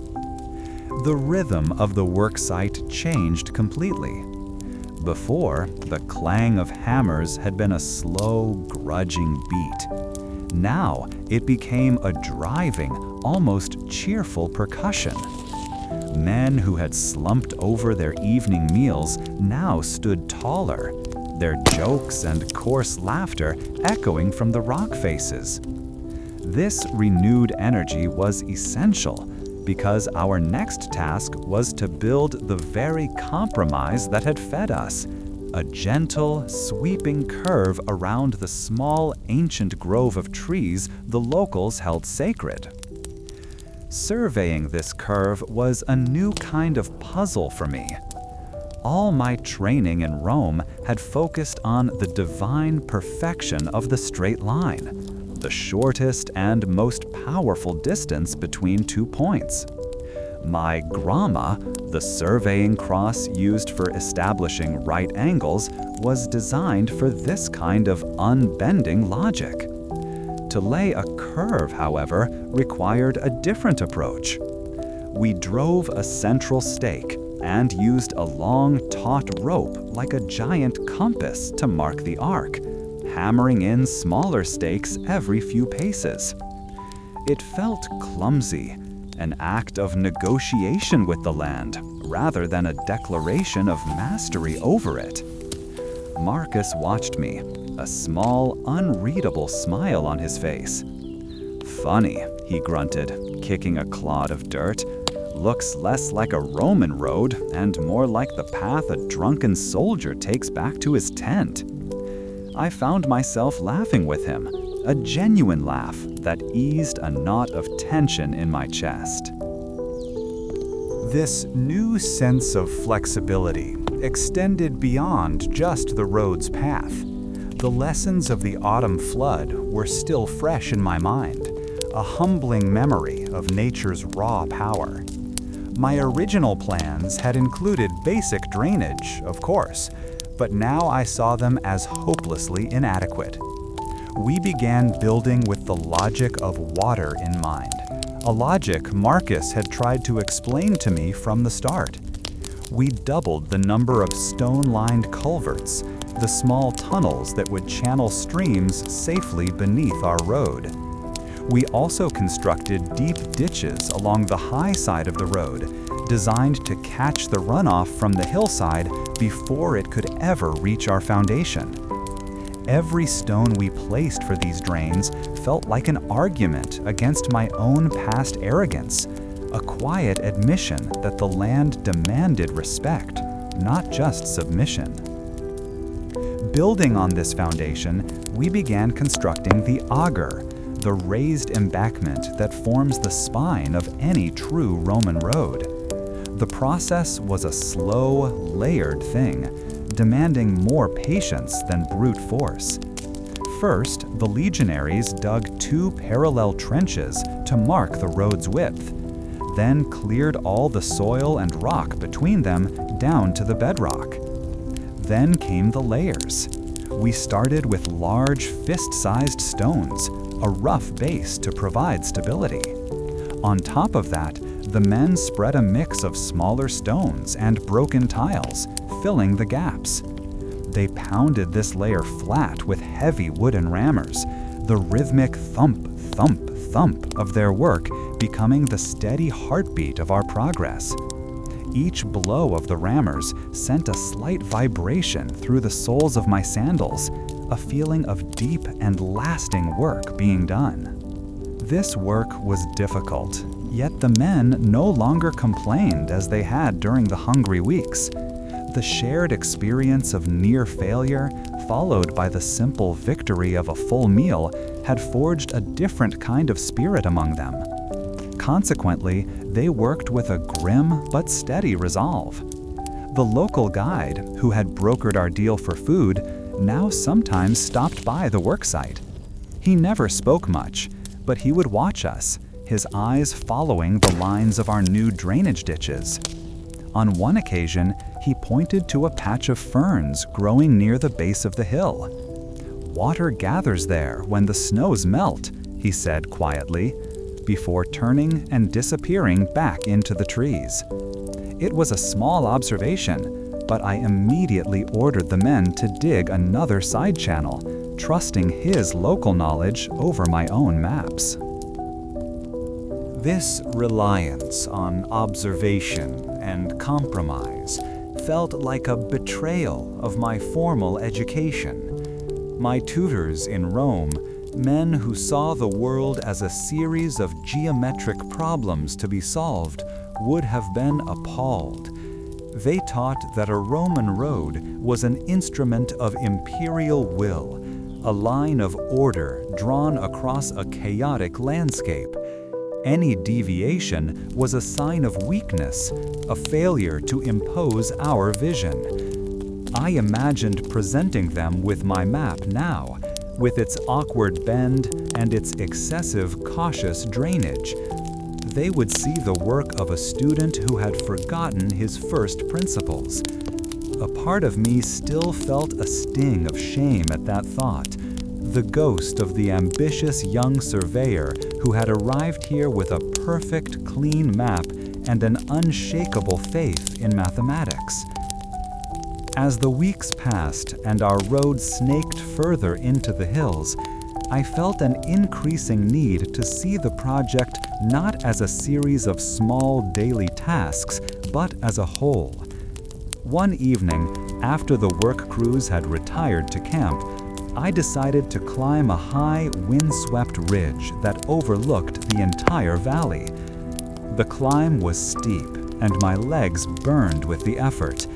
I pulled myself up over the last ledge of rock, my breath coming in ragged bursts. A cool wind tugged at my tunic, a welcome relief that dried the sweat on my forehead. Below me, the landscape was laid out like a painter's canvas, bathed in the soft, fading light of dusk. From that vantage point, I could finally see it, our road. It was not the straight, arrogant spear I had once planned to hurl through this wilderness.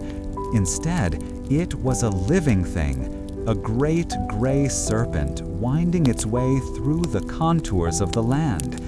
It curved around the sacred grove, dipped gracefully to cross a stream over a stone bridge, and clung to the side of a hill with a tenacity I now understood. It was a road born of failure and adaptation, of hunger and compromise. It was a road that knew the logic of water, the secrets of the forest, and the weight of a hungry man's stomach. It was imperfect, it was messy, and it was far stronger than my original design could ever have been. A new kind of pride swelled in my chest, a feeling altogether different from the intellectual satisfaction I used to get from a perfectly solved equation. This was a deeper, more grounded pride, one that had been earned through calluses and mud, through listening instead of commanding. This pride was not just in the road itself, but in the crew that had built it, in the grizzled centurion who had taught me more than any scroll ever could, and even in myself, the young man who was finally learning that the most enduring structures are not always the most rigid ones. I saw the truth then. We had not conquered this land. We had learned to move with it. I stayed on that ridge until the first stars appeared, tiny pinpricks of cold light in the darkening sky. The road below was now just a faint ribbon, but I could feel its presence as surely as I could feel the solid rock beneath me. It was a part of this place now, its story etched into every stone, every curve, every carefully laid drain. It was a testament not to the power of Rome, but to the resilience of a few hundred men who had faced the land and found a way to coexist with it, rather than simply dominate it. The path was not straight, but it was true, and it was ours. As I made my way back down the rocky slope in the growing darkness, I felt a change in my own footing.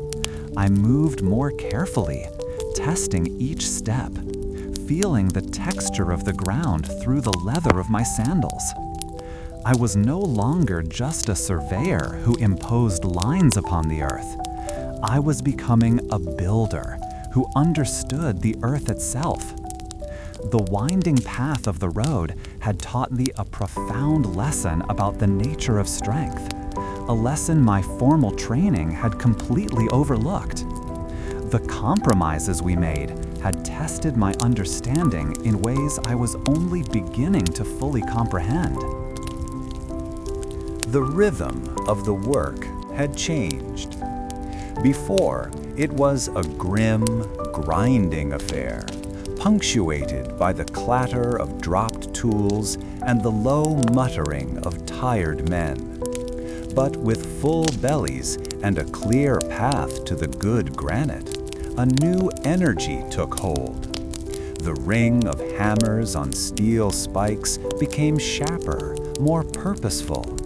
Men moved with a swing in their shoulders that had been absent for weeks. Their synchronized grunts as they lifted a heavy paving stone sounding less like a complaint and more like a chorus. I spent my days walking the line, my boots finding purchase on the solid, well-laid foundation. The scent of stone dust and the clean metallic tang of newly quarried rock were constant companions, a fragrance of progress that was more satisfying than any perfume from the capital. This was the work I had been trained for, yet it felt entirely new. It was during one of these inspections, while I was sighting a new section with my groma, that a rider appeared on the finished portion of the road behind us. He was shockingly clean. His woolen cloak was a deep blue, unmarred by mud or sweat, and his horse looked as if it had just been groomed for a parade. As he drew closer, I could see his face was smooth and untroubled, his hands soft. He was everything we were not. He dismounted with an easy grace and introduced himself as a surveyor from the southern plains, where a new road was being laid to connect two prosperous farming towns. It was a project, he noted with a slight smile, that was proceeding with remarkable efficiency, blessed by flat ground and good weather. Every word seemed designed to highlight the gulf between his comfortable assignment and our desperate struggle in these northern hills. He asked for a tour of our progress, and I felt a familiar, youthful prickle of pride mixed with apprehension. Part of me wanted to show him the neatness of my angles and the precision of our stonework, but another, wiser part knew he would see only the compromises. We walked together, his fine leather boots treading carefully on the stones my men had laid with their bare, calloused hands. He was silent for a long time, his eyes taking in everything. I found myself watching his face, trying to read his thoughts as he looked at the raw, unfinished edges of our creation. The steady clink-clank of the work crew behind us was the only sound, a constant reminder of the effort etched into every foot of this path. His first comment came when we reached the boggy patch of ground we had crossed with the log road. He stopped and tapped one of the thick, stripped logs with the toe of his boot, a thoughtful expression on his face. "A corduroy road," he said, his voice neutral. "An ingenious, if temporary, solution. The legions used such methods in the German forests, I believe." He did not look at me as he spoke, but at the crude bridge itself, as if it were a curious artifact in a museum. I simply nodded. I did not explain the flood that had birthed it, nor the desperation that had driven Marcus to suggest it. The ugly, effective bridge spoke for itself, a testament to a crisis overcome through rough, practical knowledge, not elegant theory. From there, we continued until we came to the gentle, deliberate curve we had built to avoid the villagers' sacred grove. He paused again, a small frown touching his lips as he looked from the road to the dark cluster of ancient trees. "Curious," he murmured, more to himself than to me. "A deviation. Your initial survey must have missed a patch of unstable ground here." His assumption was logical, the kind of conclusion a surveyor would naturally reach. He was looking for a technical reason, a problem of soil or rock that would justify such a clear departure from the straight, efficient line that Rome demanded.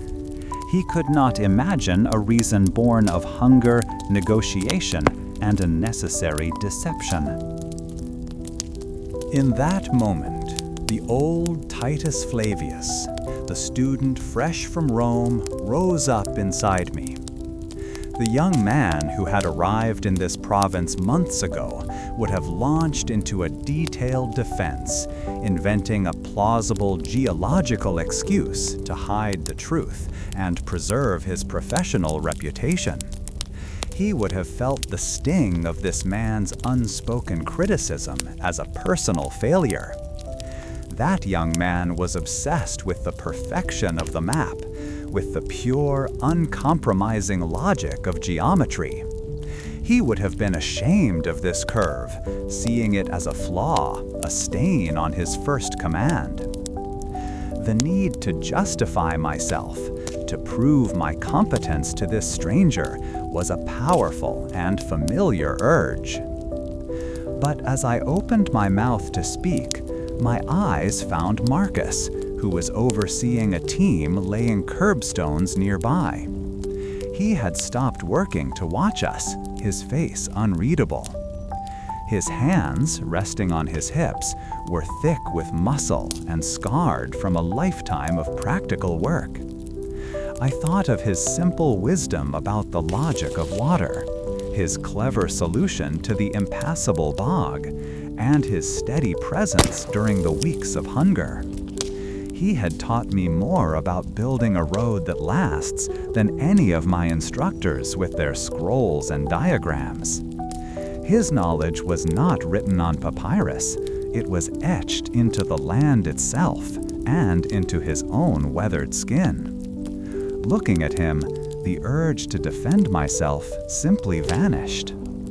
So, when the rival surveyor turned back to me, an expectant, slightly condescending look in his eye, I did not offer an excuse. I let the silence stretch for a moment, letting him see the road and the grove and draw his own conclusions.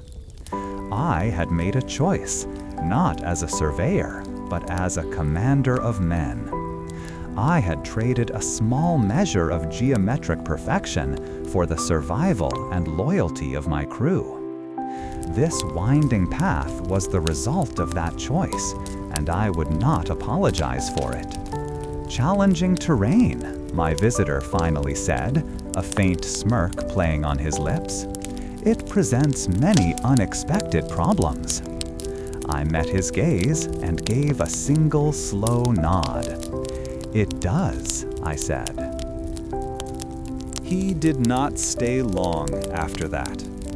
He made a few more polite, meaningless comments about our stonework, and then he mounted his fine horse and rode away, back toward his straight, uncomplicated road on the southern plains. I watched him go, a clean shape receding into the distance, until he was just a speck on the path we had built. Did he leave thinking me incompetent or merely unlucky? It occurred to me that I no longer cared. Is a perfect line on a map more true than a path that respects the world it crosses? It is a question I had never thought to ask before coming to these hills, and one I doubted this man had ever considered. After he was gone, I walked back toward the work crew. The men barely seemed to have noticed his presence.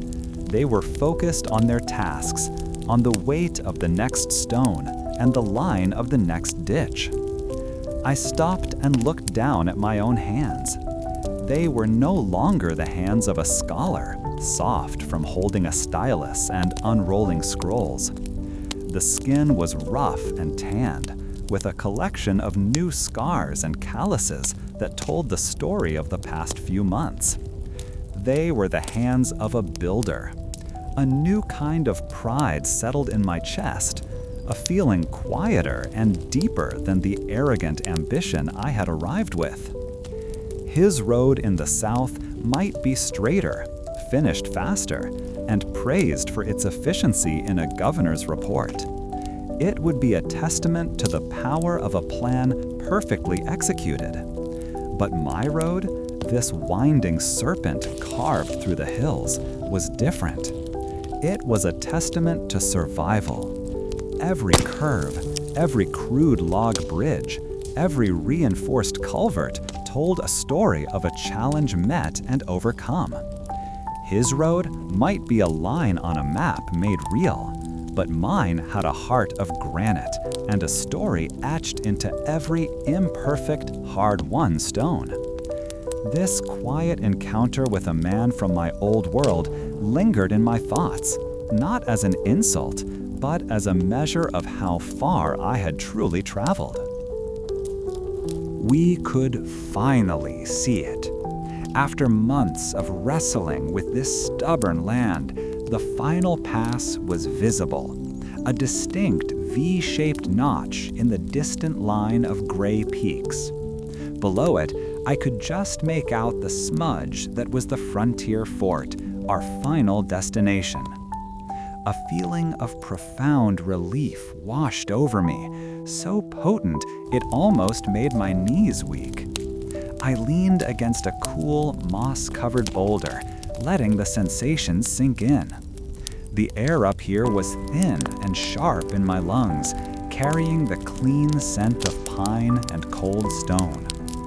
Every ache in my back, every callus on my hands, seemed a small price to pay for this view. We had done it. Against hunger, against sinking foundations, against the endless rain, we had carved a line of Roman order into this wilderness. Victory was not just near, it was a tangible thing, a destination I could point to. That feeling of peace was shattered by a low, guttural sound that seemed to come from the very bones of the earth. It was not a noise I heard with my ears so much as one I felt in my chest, a deep vibration that made the pebbles at my feet dance. The legionaries froze, their shovels and picks held motionless. Every head turned toward the pass. The rumble grew, deepening into a grinding roar that echoed between the peaks, a monstrous sound of stone tearing itself apart. I watched, my mind unable to process the scale of what was happening, as a huge section of the cliff face beside the pass seemed to liquefy. It folded in on itself, a slow-motion cascade of rock and earth and ancient trees that plunged into the narrow gap below. The roar was deafening, a physical force that pressed in on me, and then it was over. As the last echoes faded into an unnerving silence, a thick cloud of pale dust rose slowly from the pass, like a ghost ascending from a grave. It hung there for a long time before the wind began to shred it into wisps, revealing the horrifying new reality. Where there had been a clear passage, there was now a colossal wall of rubble.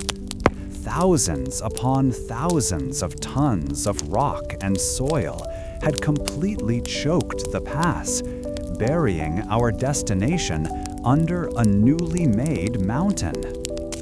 The men stared, their faces slack with shock and disbelief. A collective groan went through the crew, a sound of utter defeat. All our work, all our sacrifice had led us to this, an impassable final barrier, erected not by an enemy army, but by the indifferent shrug of the mountain itself. Marcus came to stand beside me, his face a mask of grim acceptance. He spat a stream of sour wine onto the ground. "Well," he grunted, his voice rough, "the gods of these hills have a harsh sense of humor." He squinted at the disaster, his military mind already calculating the impossible logistics. It would take us a month to clear even a goat path through that, maybe two. I did the same calculations in my own head, and my stomach turned to ice. 2 months would push us deep into the first snows. We would be trapped here, our supplies exhausted, our work a failure. The governor's deadline would pass, and my career, my very name, would be buried under that rockslide along with the road. My mind, a place of numbers and lines, first went to the logical, textbook solution, clearing the debris. I imagined organizing the men into teams, using levers and ropes and brute strength to move one rock at a time. It was the proper, orderly way to approach an obstacle. Yet the sheer volume of the slide made the idea absurd. It was like trying to empty the sea with a bucket. For every boulder we moved, another 2 would settle into its place. The risk of secondary collapses would be constant, threatening the lives of the very men I was responsible for. This method was safe in theory, but in practice, it was a slow march toward starvation and failure. It was the choice of a fool who trusted his manual more than his eyes. But another thought, wild and desperate, clawed its way forward. My gaze lifted from the impassable rubble to the steep, knife-edged ridge that loomed beside it. We could not go through, but perhaps we could go over. The idea was madness.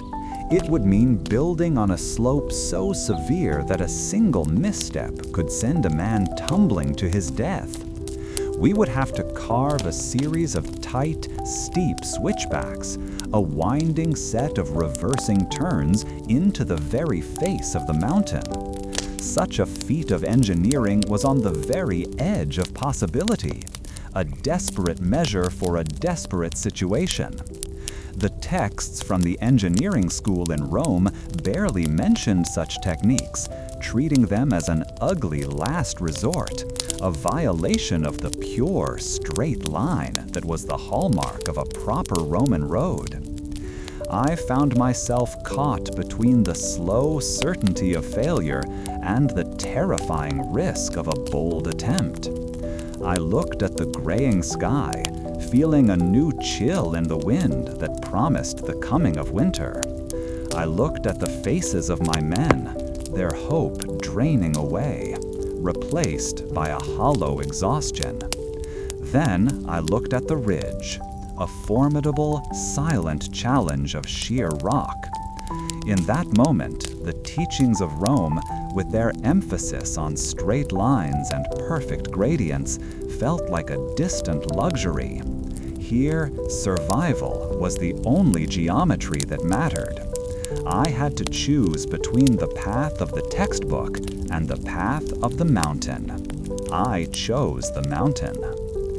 Turning to the assembled crew, I let the silence hang for a moment longer, letting the weight of our situation settle on everyone.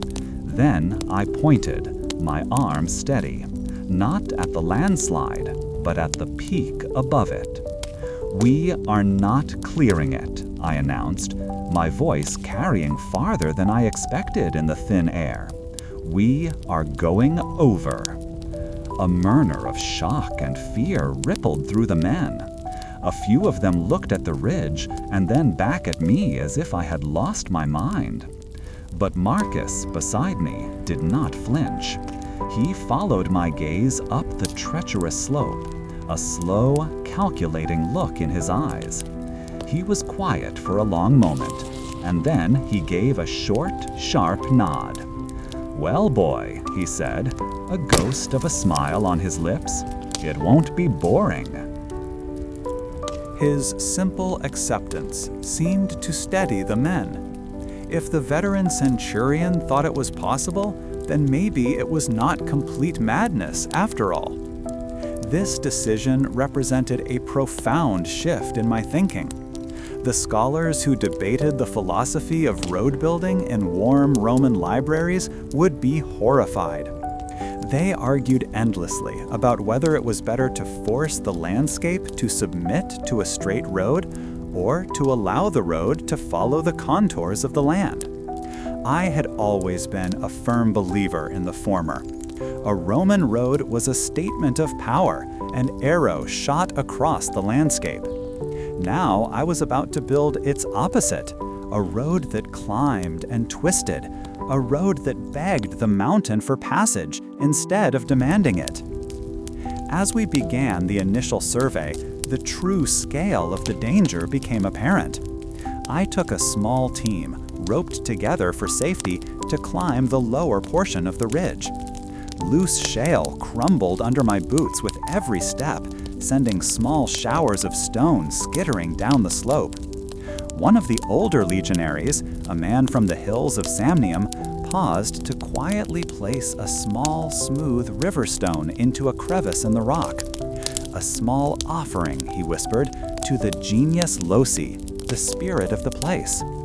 It was a gesture of respect, a quiet acknowledgement that we were treading on ground that was not truly ours. The act was a minor superstition, yet it seemed more practical in that moment than any of my complex calculations. From a narrow, windswept ledge, I looked down. Our camp was a collection of tiny dots below. The road we had so painstakingly built now looked like a fragile thread winding its way to this insurmountable wall. To my left was the chaos of the rockslide. To my right, the sheer drop. This would be our final worksite. Here, we would need more than just stone and sweat. We would need a kind of stubbornness that bordered on faith. We would have to build retaining walls from the very rock we cut, creating ledges out of thin air, one agonizing foot at a time.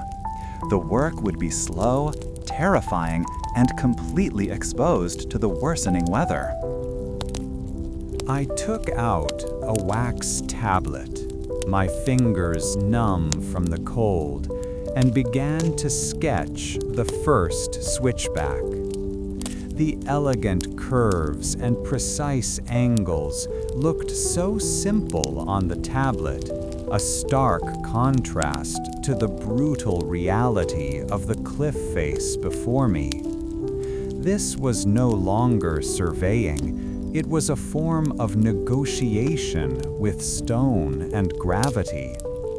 Every line I drew was a promise to my men, a promise that this path was possible, that their risk would not be in vain. Looking at that impossible ridge, I understood that we were no longer just building a road to a fort. We were building a monument to our own will to endure. I had made a choice not of engineering, but of defiance, and I knew its consequences would define every one of us in the days to come. That final, decisive command, "We go over," hung in the air long after I spoke it. The men stared, first at the wall of broken rock that had erased the pass, then at the steep, unforgiving ridge beside it, and finally at me. Their faces, etched with exhaustion, held a deep silence, a quiet weighing of my words against the impossible reality before them. There was no cheer, no immediate surge of purpose. Instead, a slow, collective breath seemed to be drawn and held. The rumble of the landslide had faded, replaced by the sound of the wind whistling a lonely tune across the raw face of the mountain. In that moment, I realized my surveyor's tools were useless. No groma could plot a line up that sheer cliff. No measuring chain could calculate the cost in sweat and fear. This problem would be solved with iron, wood, and a will as hard as the granite we had learned to respect. Marcus was the first to move. He did not offer words of encouragement or doubt. He simply walked to the base of the ridge and looked up, his head tilted like a craftsman judging a piece of timber. He squinted, his eyes tracing invisible lines across the rock. I followed, standing beside him, the cold stone seeming to pull any warmth from my body. We spent the rest of that day just looking, pointing and speaking in low tones. We were not planning a road in the Roman sense, with its perfect grades and logical curves. We were charting a path of survival, a series of tight, steep switchbacks that would cling to the mountainside. The process involved identifying every solid handhold, every stable ledge, no matter how small, and imagining how to connect them. It was the most instinctive piece of engineering I had ever attempted, guided less by my formal training and more by the hard lessons this land had taught me about its unforgiving nature. The final weeks of our work became a blur of desperate, focused labor. The familiar rhythm of quarrying and laying stone was gone, replaced by a slow, meticulous process of carving a path into the face of the ridge. I set aside my surveyor's cloak and measuring rods, exchanging them for a heavy pick and a simple iron shovel. Working shoulder to shoulder with the legionaries, my hands quickly blistered, then calloused over. The clean separation between commander and crew dissolved into the shared grime and ache of the work itself. We were no longer a surveyor with his legionary detail. We were a single entity, a group of men driven by the single will to conquer this last obstacle. Every swing of a pickaxe, every basket of rock carried away, felt like a personal act of defiance against the mountain that stood in our way. The wind on the ridge was a constant, biting presence. It found its way through the thickest woolen cloaks and made our fingers clumsy with cold.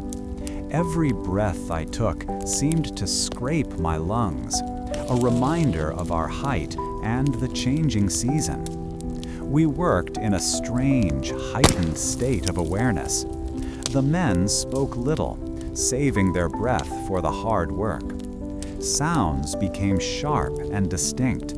The metallic ring of a hammer striking a steel wedge, the grating slide of stone against stone, the low grunt of a man straining to lift a heavy rock into place for a retaining wall.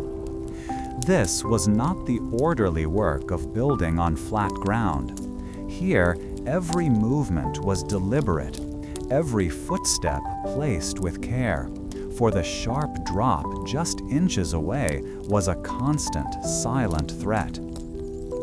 That shared danger transformed us. The petty arguments over rations and the simmering resentments of the early weeks vanished completely. I saw men who had nearly come to blows now instinctively moving to brace a slipping comrade's footing. A shared waterskin was passed without a word, and the man's stumble would bring 3 hands to steady him. In the evenings, we huddled close around small sputtering fires. The wood scavenged from hardy, wind-twisted shrubs. We didn't talk of Rome or of home. We talked of the next day's work, of a particular section of rock that was proving stubborn, or of the best way to secure a new length of rope. We had become a small tribe. Our world shrunk to this single mountainside and the shared task of survival. My role shifted from that of a designer to something more fundamental. I was on the slope with the men. My expertise applied not to maps, but to the immediate physics of stress and balance. Here, I would say, my voice rough, pointing with a dirt-caked finger, we need a deeper foundation for this corner, or the first thaw will pull it loose. Marcus, in turn, managed the men with his grim efficiency, knowing just how long a man could work on a freezing ledge before needing to retreat to the relative shelter of the camp. we developed an unspoken partnership, my knowledge of angles and pressures blending with his deep understanding of human endurance. Our road was being built not just of stone, but of this combined hard-won experience. One afternoon, I felt a sudden, wet coolness on my cheek.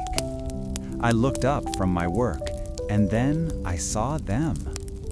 Delicate, white specks drifted down from a sky the color of slate, the first snowflakes. A stillness fell over the worksite as every man stopped and watched. It was not a storm, not yet, but it was a clear message from the heavens. Our time was running out. That evening, a new urgency filled our small camp. The sight of the snow, as gentle as it was, ignited a fire in us. The prospect of being trapped here for the winter was a more terrifying thought than the fall from the ridge. We knew then that we would finish the road, or we would be buried beside it. We worked from the first hint of gray light in the morning until the darkness made it impossible to see our hands in front of our faces. The narrow path snaked its way higher and higher up the ridge. It was a terrifyingly ugly piece of engineering, a scar of tight turns and steep inclines. Yet, as we built it, I felt a pride that dwarfed anything I had felt for the neat, straight lines of my original plan. This road was honest. It showed the struggle, the compromises, and the sheer effort it took to exist in this place. It was a road made of will, each stone set in place not by elegant design, but by raw determination. Is it possible, I wondered, that the things we build are only as strong as the challenges they are forced to overcome? The view from the top of the ridge, when we finally reached it, was breathtaking. Below us, on the far side of the pass, lay the frontier fort, its walls and watchtowers looking like a child's toys from this height. Victory was no longer an abstract point on a map. It was there, visible, tangible. A low cheer went through the men, a ragged sound torn away by the wind. We could see the end. That sight gave us the final burst of energy we needed.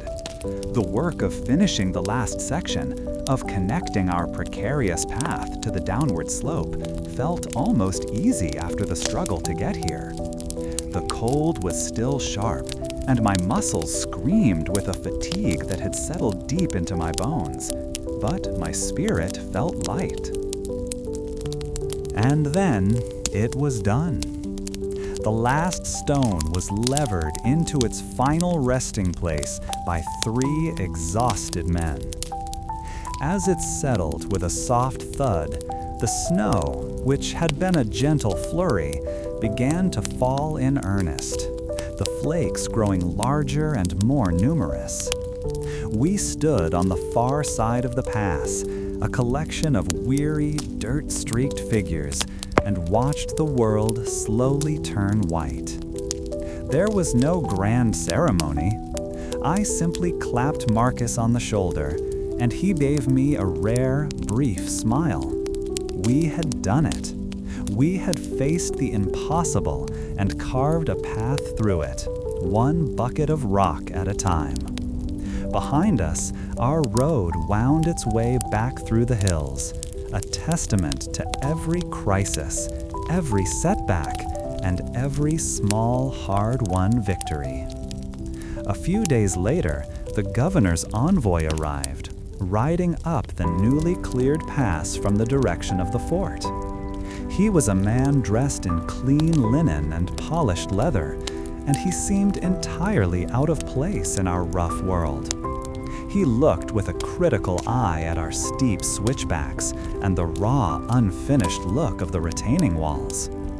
I saw the familiar condescending curl of his lip as he took in our ragged appearance and the crude functionality of our final solution. He found not the failed project he clearly expected, but a finished one, a continuous line of stone connecting the province to its frontier. He made some sterile comment about the unorthodox methods employed. I simply stood beside Marcus and looked down at my own hands. They were no longer the soft hands of a scholar from Rome, accustomed to the smooth feel of papyrus and polished wood. They were the rough, scarred hands of a builder, with grit ground deep into every line, and calluses thick enough to ward off the cold. The road ahead led to the fort, and to whatever future the empire held for me. But the road behind me, that imperfect, stubborn, beautiful road, was the one that had truly carried me somewhere new.